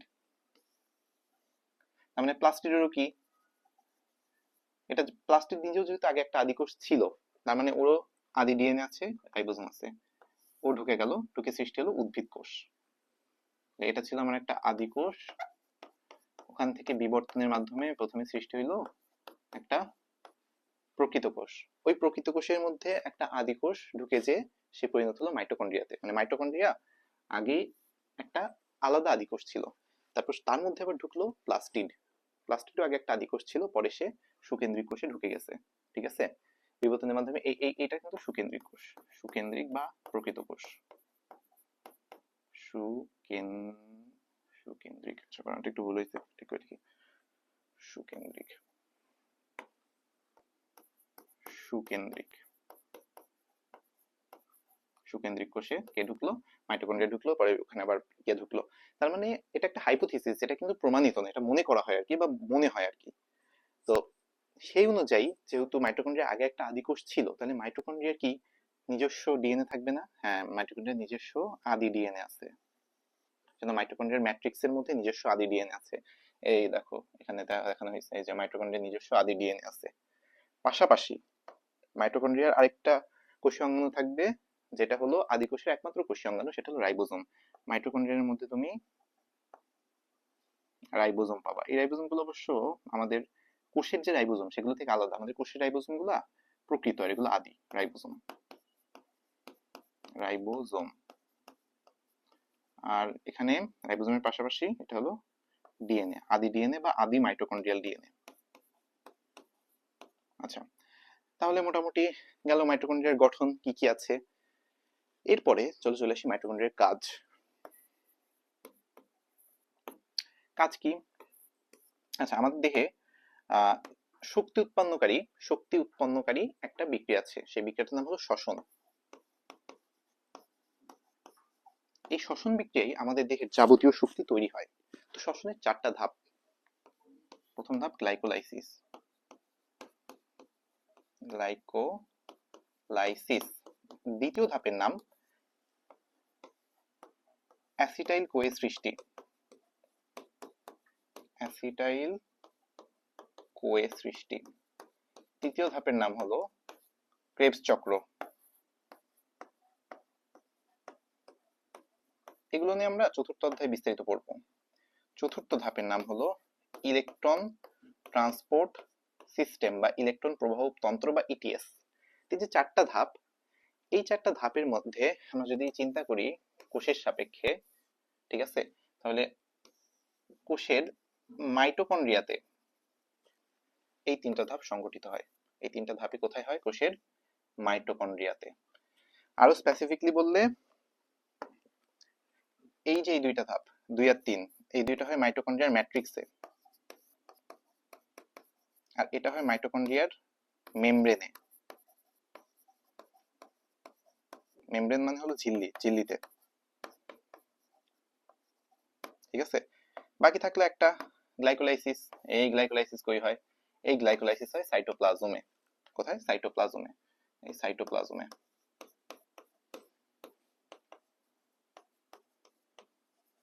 আর বাদবাকি যে 3টা ধাপ আছে, এই 3টা হচ্ছে মাইটোকন্ড্রিয়াতে। এই শ্বসনের মাধ্যমে কি হয়? শ্বসনের মাধ্যমে আমাদের দেহের প্রয়োজনীয় শক্তি উৎপন্ন হয়। সেটা হলো 36 বা 38 অণু এটিপি। এটা আমরা সামনের চ্যাপ্টারে আরো বেশি জানবো। তো এখন দেখো, এই যে আমার শ্বসনের 4টা ধাপের মধ্যে 3টাই হচ্ছে মাইটোকন্ড্রিয়াতে। পাশাপাশি এই শ্বসনের 4টা ধাপের মধ্যে তৃতীয় ধাপে সব থেকে বেশি শক্তি উৎপন্ন হয়, সবচেয়ে বেশি শক্তি উৎপন্ন হয়, যেটা হলো সবচেয়ে বেশি শক্তি উৎপন্ন হয়, যেটা হলো 24 অণু এটিপি। তাহলে শ্বসনে তৈরি হয় 36 অণু এটিপি, তার 24 অণু তৈরি হয় এই ধাপে, সবচেয়ে বেশি শক্তি উৎপন্ন হয়। সবচেয়ে বেশি শক্তি উৎপন্ন হয়। এই ধাপটা কোথায় ঘটে? এটা মাইটোকন্ড্রিয়ায় ঘটে। এই জন্য আমার মাইটোকন্ড্রিয়াকে বলা হয় কোষের পাওয়ার হাউস বা শক্তি কেন্দ্র। এই জন্য মাইটোকন্ড্রিয়াকে বলা হয় কোষের পাওয়ার হাউস বা শক্তি কেন্দ্র। মাইটোকন্ড্রিয়া হলো কোষের পাওয়ার হাউস বা শক্তি কেন্দ্র। মাইটোকন্ড্রিয়া হলো কোষের পাওয়ার হাউস বা শক্তি কেন্দ্র। পাওয়ার হাউস কেন বলা হয়? এটা খ নম্বরের কোশ্চেনে ভালো মতো আসতে পারে। পাওয়ার হাউস বা শক্তি কেন্দ্র। আচ্ছা, তাহলে মোটামুটি মাইটোকন্ড্রিয়া থেকে আমাদের যা যা পড়া ছিল পড়া হয়ে গেল। আচ্ছা, আরেকটা একটু রিলেট করার জন্য বলি যে অক্সিজেন গুলো দেখতেছো না, অক্সিজেন গুলো কোথায় থাকে? অক্সিজেন থাকে কোথায়? ক্রিস্টিতে। ক্রিস্টিটা কি? ক্রিস্টি হলো অন্তঃঝিল্লির ভাঁজ, এবং অক্সিজমে আবার কি থাকে? উৎসেচক বা এনজাইম। এই উৎসেচক বা এনজাইম গুলো এখান থেকে নির্গত হয়ে এই ম্যাট্রিক্সে আসে। ম্যাট্রিক্সে এসে এরা কি করে? এই যে আমার মাইটোকন্ড্রিয়ার ম্যাট্রিক্সে দুইটা ধাপ ঘটে না, অ্যাসিটাইল কোয়ে আর কেফ চক্র, এই দুইটা ধাপ ঘটাতে সাহায্য করে এই এনজাইমগুলো। ওকে, আচ্ছা, তো মোটামুটি আমার মনে হয় যে মাইটোকন্ড্রিয়া থেকে যতটা পড়ানো ছিল পড়ানো হয়ে গেছে আমার। এখন চলো চলে যাই মাইটোকন্ড্রিয়ার পরে আমাদের লাস্ট অঙ্গাণু প্লাস্টিডে। ওকে,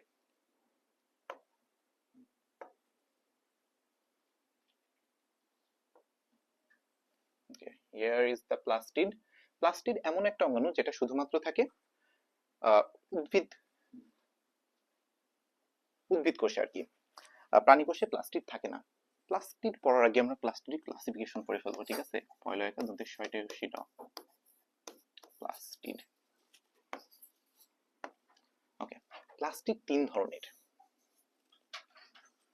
এক নম্বর হলো, আচ্ছা একটু মুছি আমি, এক নম্বর হলো ক্লোরোপ্লাস্ট। ক্লোরোপ্লাস্ট আমি ডিটেইলসে ভেঙে ভেঙে প্লাস্ট পড়াবো, তার আগে আগে একটা ছক বানাই, তারপর যাব। প্লাস্টিড, প্লাস্টিড, তারপরে ক্রোমোপ্লাস্ট। ক্রোমোপ্লাস্ট, আচ্ছা এটা একটু আরেকভাবে লিখলে মজা হইতো, তাহলে সেভাবে একটু লিখি।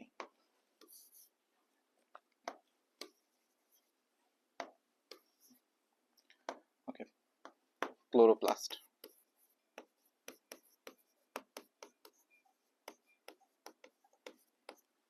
ক্রোমোপ্লাস্ট, আর একটা আসবে আমার হলো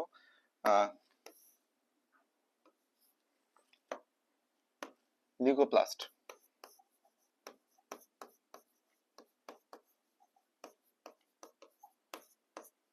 ওকে ডান, তাহলে আমি পাচ্ছি ক্লোরোপ্লাস্ট, ক্রোমোপ্লাস্ট, লিউকোপ্লাস্ট। ক্লোরোপ্লাস্ট মানে কি? ক্লোরোপ্লাস্টের ক্লোরো মানে হলো সবুজ, বায়োলজিতে যেখানেই পাবে ক্লোরো বুঝবে সবুজ। প্লাস্ট মানে হলো প্লাস্টিড।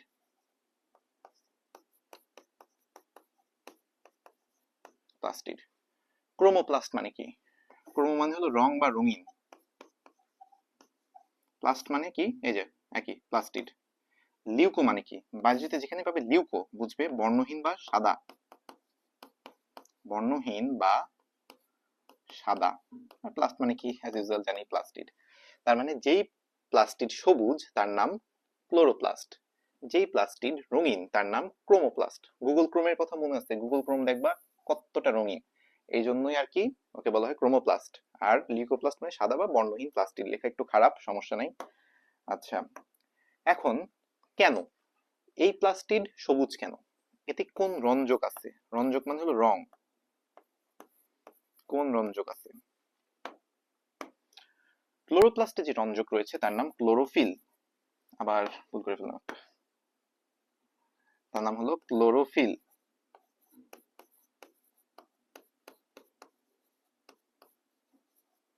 ক্রোমোপ্লাস্টে বেশ কিছু রঞ্জক আছে, ধরো আমি কয়েকটা নাম লিখি। জ্যান্থোফিল, তারপরে আমার ক্যারোটিন। হ্যাঁ, ভুলভাল কালি। আচ্ছা, এটা একটু মজা হয় একটা কাজ করলে, চেষ্টা করি লেখার, যেটা যেই রঙের সেটাকে সেই রং দিয়ে লেখার চেষ্টা করি। Xanthophyll, carotene, ফাইকো এরিথ্রিন। ফাইকো এরিথ্রিন। আর তুমি রং দেখে কিন্তু বুঝতে পারছো ফাইকো এরিথ্রিন কোন কালারের। আর একটা হলো ফাইকো সায়ানিন। সায়ানিন, ঠিক আছে? ওকে। আর যেখানে কোনো রঞ্জক নাই সেটা বর্ণহীন, মানে লিউকোপ্লাস্টে কোনো রঞ্জক নাই। আচ্ছা, ক্লোরোফিল, আমি বারবার বলেছি তুমি বায়োলজিতে যেখানে ক্লোরো পাবা বুঝবা সেটা সবুজ। ক্লোরো মানে হলো সবুজ। ফিল মানে মূলত বোঝানো হয়, ফিলের বাংলা হলো পাতা। এখানে যে অর্থে ব্যবহৃত হয়েছে সেটা হলো পাতার রঞ্জক, মানে পাতার সবুজ রঞ্জক, যেই রঞ্জকের কারণে প্লাস্টিক সবুজ হয় এবং তার নাম হয় ক্লোরোপ্লাস্ট। ওকে। ক্রোমোপ্লাস্ট, ক্রোমোপ্লাস্টের রঞ্জকগুলো কি কি? ক্রোমোপ্লাস্টের রঞ্জক হলো জ্যান্থোফিল, ক্যারোটিন ও ফাইকোরিথিন, ফাইকোসাইনিন। জ্যান্থো, জ্যান্থো শব্দের অর্থ হলো হলুদ। বায়োলজিতে যেখানেই পাবে জ্যান্থো বুঝবে সামথিং ইজ ইয়েলো। আবার তুমি বায়োলজিতে যেখানেই পাবা এরিথ্রিন, এরিথ্রিন তুমি বুঝবা জিনিসটা লাল। যেমন আমি যদি তোমার বলি এরিথ্রোসাইটের কথা, তুমি সামনের পরিবহন চ্যাপ্টারে যখন পড়বা তখন দেখবা যে এরিথ্রোসাইট নামে একটা রক্তকোষ আছে যাকে বলে আরবিসি বা রেড ব্লাড সেল। এখান থেকে একটা শিক্ষা নিতে পারো যে এরিথ্রিন মানে হলো লাল। আরেকটা বায়োলজিতে যেখানে তুমি সায়ানিন পাবা, সায়ানিন মানে হলো নীল। আর ক্যারোটিনটা হলো কমলা। কতে ক্যারোটিন, কতে কমলা। এই ক্যারোটিন কই থাকে? ক্যারোটিন থাকে গাজরের মূলে। গাজরের মূলে, গাজর কমলা না? ক্যারোটিন মানে হলো কমলা। কতে ক্যারোটিন, কতে কমলা, কতে ক্যারোটিন। আচ্ছা, আরেকটা জিনিস একটু মনে রাখবো যে এই যে আমার ক্লোরোপ্লাস্ট, ক্লোরোপ্লাস্টে ক্লোরোফিলের পাশাপাশি একটা রঞ্জক থাকে যার নাম ক্যারোটিনয়েড। ক্যারোটিনয়েড, আচ্ছা এটা এখানে দিয়ে দেওয়ার দরকার নেই। যার নাম হলো ক্যারোটিনয়েড। ক্লোরোফিলের পাশাপাশি ক্যারোটিনয়েড থাকে। ক্যারোটিনয়েড কি? ক্যারোটিনয়েড এটা এখন জানার দরকার নাই, এটা সম্পর্কে আমরা ইন ফিউচার আরো ডিটেইলস জানবো, এটা পরীক্ষা আসবে না। ক্যারোটিনয়েড, ঠিক আছে। বর্ণ, আর এটা কি? এখানে তোমার কোনো ইয়া নাই, লিউকোপ্লাস্টের নাই কোনো রঞ্জক নাই, ঠিক আছে? তাহলে বুঝলাম যে ক্লোরোপ্লাস্ট, প্লাস্টিড হলো একটা কোষীয় অঙ্গাণু। প্লাস্টিড জিনিসটা কি? প্লাস্টিড হলো একটা সাইটোপ্লাজমীয় বা কোষীয় সাইটোপ্লাজমীয় অঙ্গাণু। ক্লোরোপ্লাস্ট হলো এক ধরনের প্লাস্টিড যেটা সবুজ। আর ক্লোরোফিল, ক্লোরোফিল হলো একটা রঞ্জক বা একটা রং, ঠিক আছে? এই তিনটা পার্থক্য আমাদের মনে রাখতে হবে। আচ্ছা, গেল এদের টাইপ, গেল কি কি রঞ্জক আছে গেল। এখন চলো দেখি এদের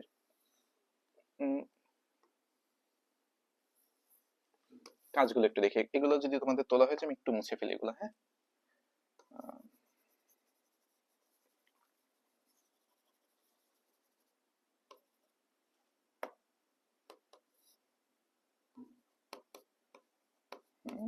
ওকে, চলো এবার কাজগুলো একটু দেখি।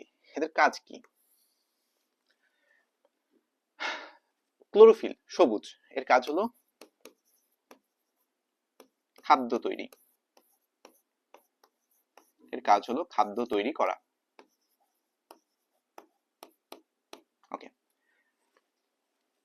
সরি ক্লোরোফিল না, ক্লোরোপ্লাস্ট। ক্লোরোপ্লাস্টের কাজ হলো খাদ্য তৈরি করা। ক্রোমোপ্লাস্ট রঙিন, এর কাজ কি? এর কাজ হলো তোমার ফুলকে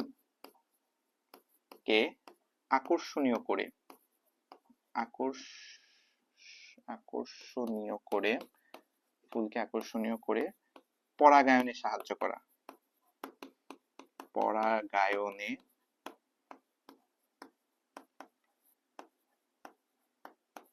সাহায্য করা, ফুলকে আকর্ষণীয় করে, ফুলকে আকর্ষণীয় মানে রঙিন, ফুলকে রঙিন ও আকর্ষণীয় করে। আরেকটু এখানে লিখে দিই ছোট্ট করে, রঙিন ও আকর্ষণীয় করে, ফুলকে রঙিন ও আকর্ষণীয় করে পরাগায়নে সাহায্য করা। তাহলে ক্লোরোপ্লাস্টের কাজ হলো খাদ্য তৈরি করা, এর কাজ হলো ফুলকে রঙিন আকর্ষণীয় করে পরাগায়নে সাহায্য করা, আর এর কাজ হলো খাদ্য সঞ্চয় করা।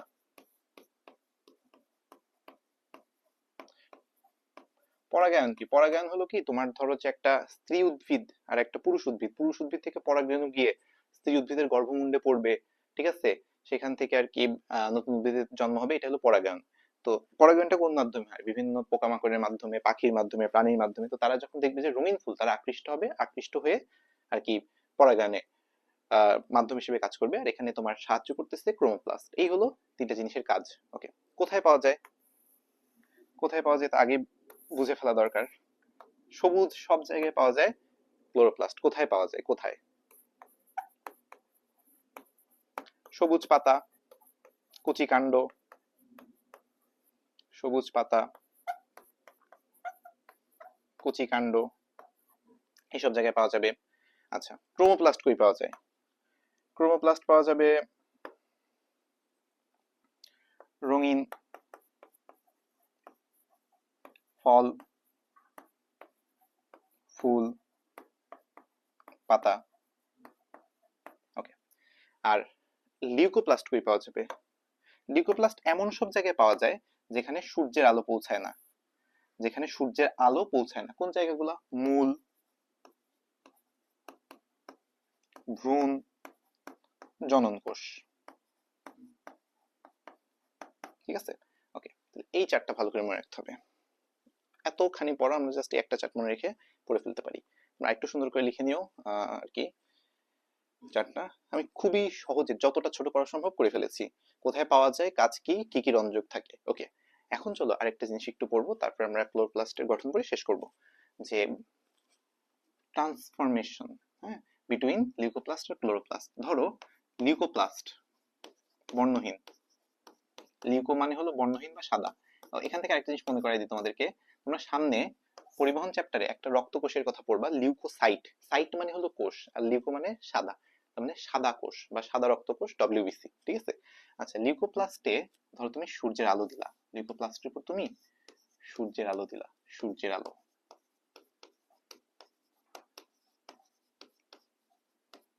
তাহলে এই লিউকোপ্লাস্ট পরিণত হবে ক্লোরোপ্লাস্টে।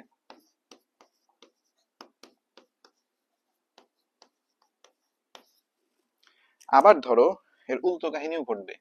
ধরো কোন ক্লোরোপ্লাস্টে সূর্যের আলোর অভাব অনেক দিন ধরে, সূর্যের আলোর অভাব,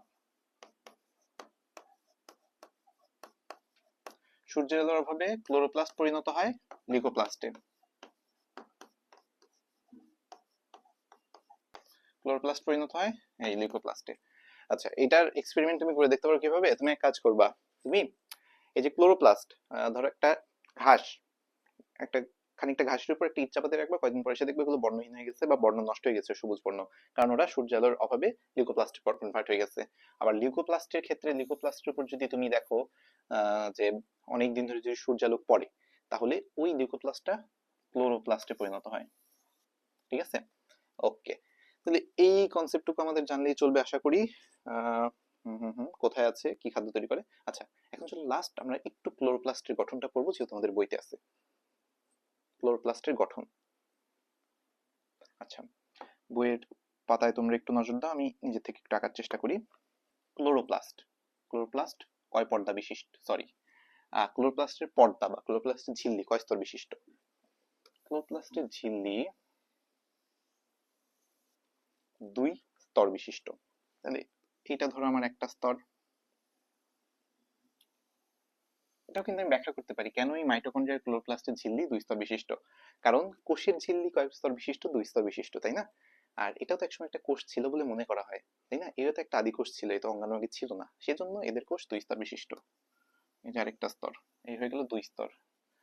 আগের বার দেখছিলাম যে 2টা স্তরের মধ্যে ফাঁক ছিল, যেটাকে আমরা বলছিলাম আন্তঃঝিল্লি স্থান। এর কিন্তু আন্তঃঝিল্লি স্থানটা না, এটা মাইটোকন্ড্রিয়াতে আছে। এরপর তুমি যদি ভিতরে ঢোকো, তাহলে কোষের মাতৃকার নাম কি? সাইটোপ্লাজম। মানে কোষের মধ্যে যে জেলির মতো থকথকে পদার্থ থাকে ওরে আমরা বলি সাইটোপ্লাজম। এর মধ্যেও তো একটা মাতৃকা থাকবে, তাই না? এর যে মাতৃকা, এই এই যে এই এখানে যা যা আছে, এর মাতৃকার নাম হলো স্ট্রোমা। এর মধ্যে ওরকম একটা থকথকে জেলিনের পদার্থ থাকবে যার নাম স্ট্রোমা। স্ট্রোমা, এই স্ট্রোমার মধ্যে তুমি দেখবা যে কিছু থলির মতো অংশ, এরকম একটা থলি। হ্যাঁ, এই থলিকে আমি বলবো, এটা থলির মতো, এটাকে বলবো থাইলাকয়েড। থাইলাকয়েড, থলির মতো তাই থাইলাকয়েড। এখন দেখবে যে থাইলাকয়েড বা থলি একটা না, একটার পর একটা থলি, একটার পর একটা থলি মিলে একটা স্তূপ মতো বানায় ফেলছে। এই অনেকগুলো থলিকে একসাথে বলি আমি, থলি স্তূপকে বলি গ্রানাম। ওকে, তার মানে অনেকগুলো থাইলাকয়েড নিয়ে একটা গ্রানাম তৈরি হয়। এখন গ্রানাম কি একটা আছে? না, গ্রানাম আছে অনেকগুলা।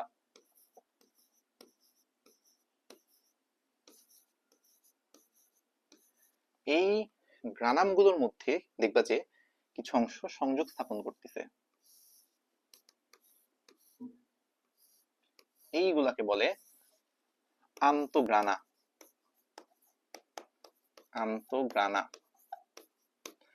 ঠিক আছে। আচ্ছা, গ্রানাম আর গ্রানার মধ্যে পার্থক্য কি? গ্রানাম হলো এক বচন, এক বচন, গ্রানাম। আর গ্রানা হলো বহু বচন। এই সবগুলোকে একসাথে আমি গ্রানা বলবো, এটা বহু বচন। আবার সেম একটা শিখাই দিই যে মাইটোকন্ড্রিয়া আর মাইটোকন্ড্রিয়ন। মাইটোকন্ড্রিয়নটা হলো এক বচন আর মাইটোকন্ড্রিয়াটা হলো বহু বচন। Same goes for bacteria.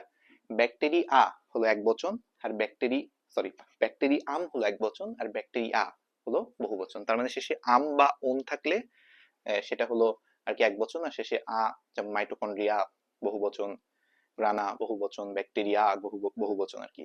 এটা অনেকের কনফিউশন হয়। ওকে, তাহলে থাইলাকয়েড বুঝলাম, গ্রানাম বুঝলাম। তারপর আমার ইয়া স্ট্রোমা হলো এই যে ধাত্রটা, এই ধাত্রটা যে ধাত্রের মধ্যে এগুলো সব আছে, বা আর কি যেই মাতৃকাটা এর মধ্যে যেই মানে এই দুইটা পর্দায় আবৃত, ভিতরে একটা জেলির মতো থকথকে বস্তু আছে যেটা সাইটোপ্লাজমের সমতুল্য আর কি, সেইটা। ঠিক আছে, এই জিনিসটা যদিও নিজেই সাইটোপ্লাজমের ভিতরে আছে। ওকে, এখন তুমি দেখবা যে প্লাস্টিডে কি হয় বলতো? প্লাস্টিডে হয় সালোক সংশ্লেষণ, ক্লোরোপ্লাস্টে হয় সালোক সংশ্লেষণ। ক্লোরোপ্লাস্ট এক ধরনের প্লাস্টিড। সালোক সংশ্লেষণে কি তৈরি হয়? সালোক সংশ্লেষণে আমরা জানি যে পানি এবং কার্বন ডাই অক্সাইড থেকে ক্লোরোফিল আর সূর্যালোকের সাহায্যে তৈরি হয় খাবার। কোন খাবার? শর্করা জাতীয় খাবার। তো এক ধরনের শর্করা জাতীয় খাবারের নাম হলো শ্বেতসার। তো সেই শ্বেতসারের কিছু দানা তুমি এর মধ্যে দেখতে পাবা, শ্বেতসার দানা। এই যেগুলো হলো শ্বেতসার দানা, মাতৃকার মধ্যে কিছু শ্বেতসার দানা পাবে এরকম। পাশাপাশি যেহেতু এর নিজেও আগে একটা কোষ ছিল, তাই এর নিজস্ব ডিএনএ থাকবে,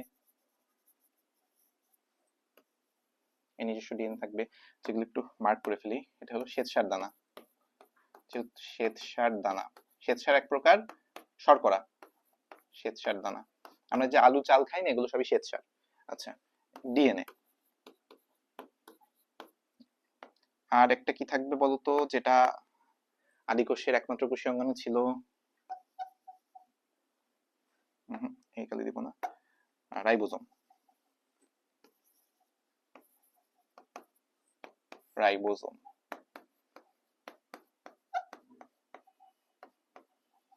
তাহলে এই হলো আমার একটা ক্লোরোপ্লাস্টের গঠন। কার গঠন? ক্লোরোপ্লাস্ট।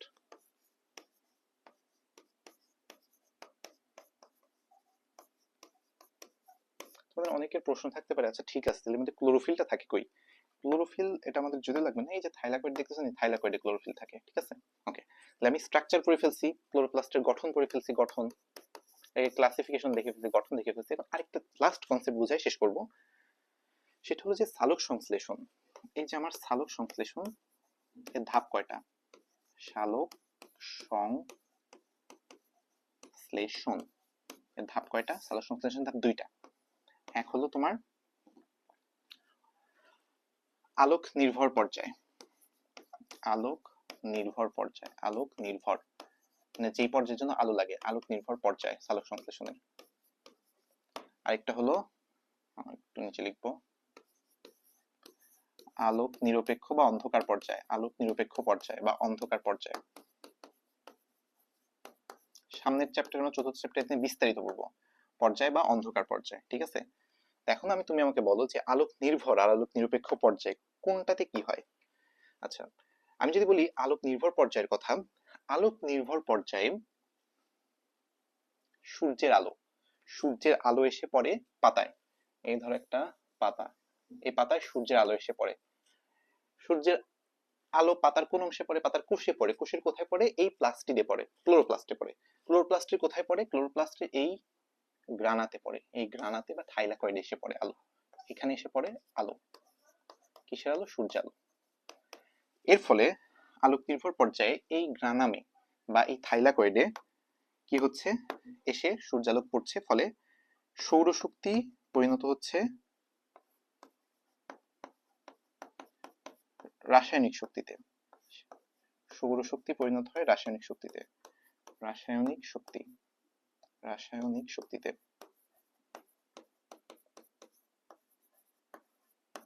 শক্তিতে রাসায়নিক শক্তি কোনটা এখানে তোমার সামনের চ্যাপ্টার ডিটেলস পড়বো, তো এখানে লিখলাম না। এটিপি, এনএডি, পিএইচ, ব্লা এগুলো রাসায়নিক শক্তির অণু আর কি। পরবর্তীতে আলোক নিরপেক্ষ পর্যায়ে কি হচ্ছে? আলোক নিরপেক্ষ পর্যায়ে আমরা জানি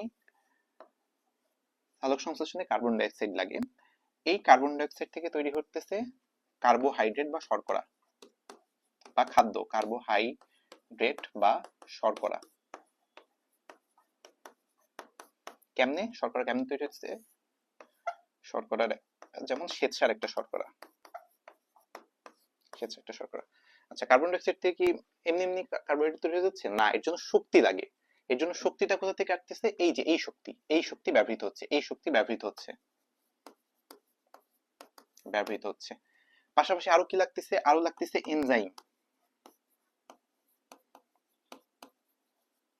আরো লাগতেছে এনজাইম।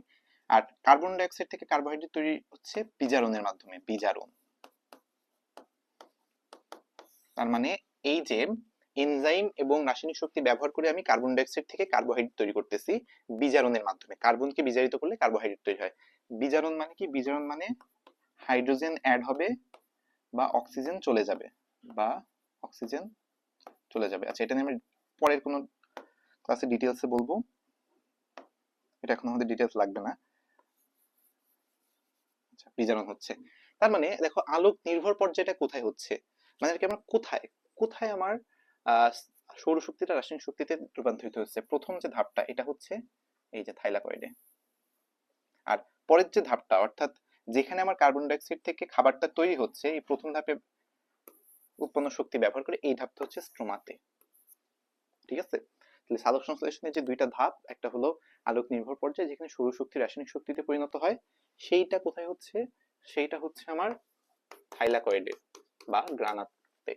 আর বাদ বাকি যে আরেকটা ধাপ আছে আমার, যেই ধাপে আমার ওই শক্তি ব্যবহার করে কার্বন ডাই অক্সাইড, যেটা উদ্ভিদ পত্ররন্ধ্রের মাধ্যমে পাতায় নিয়ে আসে, ওই কার্বন ডাই অক্সাইডকে পরিণত করা হয় কার্বোহাইড্রেটে এনজাইমের সহায়তায়, সেইটা করছে আমার স্ট্রোমাতে বা এই মাতৃকাতে।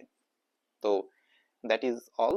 আর তুমি তো জানো যে, যেটা বললাম যে এদের নিজস্ব ডিএনএ আছে, নিজস্ব রাইবোসোম আছে। তো মোটামুটি এই ছিল আমার সবথেকে গুরুত্বপূর্ণ দুইটা কোষীয় অঙ্গাণু বা সাইটোপ্লাজমীয় অঙ্গাণু এর উপর আলোচনা। এখান থেকে আমি যদি কোশ্চেনের কথা বলি, তাহলে আমার ক্লোরোপ্লাস্ট বা প্লাস্টিড এবং মাইটোকন্ড্রিয়া থেকে প্রচুর প্রশ্ন পরীক্ষাতে আসে। এটা গ এবং খ নম্বরের জন্য আসে। চিত্র দুইটা আঁকা একটু দেখে যেতে হবে, বিশেষ করে মাইটোকন্ড্রিয়ার চিত্রটা। আর এই অংশের মধ্যে থেকে আমি যতটা সম্ভব বেসিক ক্লিয়ার করে পড়ানোর চেষ্টা করেছি। আর অনেকটা সময় নিয়ে পড়াইছি, কারণ এই চ্যাপ্টারটা হলো আমাদের বেসিক চ্যাপ্টার। এটা যদি আমি এখন না বুঝি, সামনেও ঠিক মতো বুঝতে পারবো না। আর সামনের চ্যাপ্টার গুলো যেগুলো আছে, এই 9-10 সামনের চ্যাপ্টার গুলো বুঝতে হলেও এই চ্যাপ্টারের শুরুর অংশটা খুবই গুরুত্বপূর্ণ ছিল। ওকে, থ্যাংক ইউ। আর আমি তাসনিম লাবিব,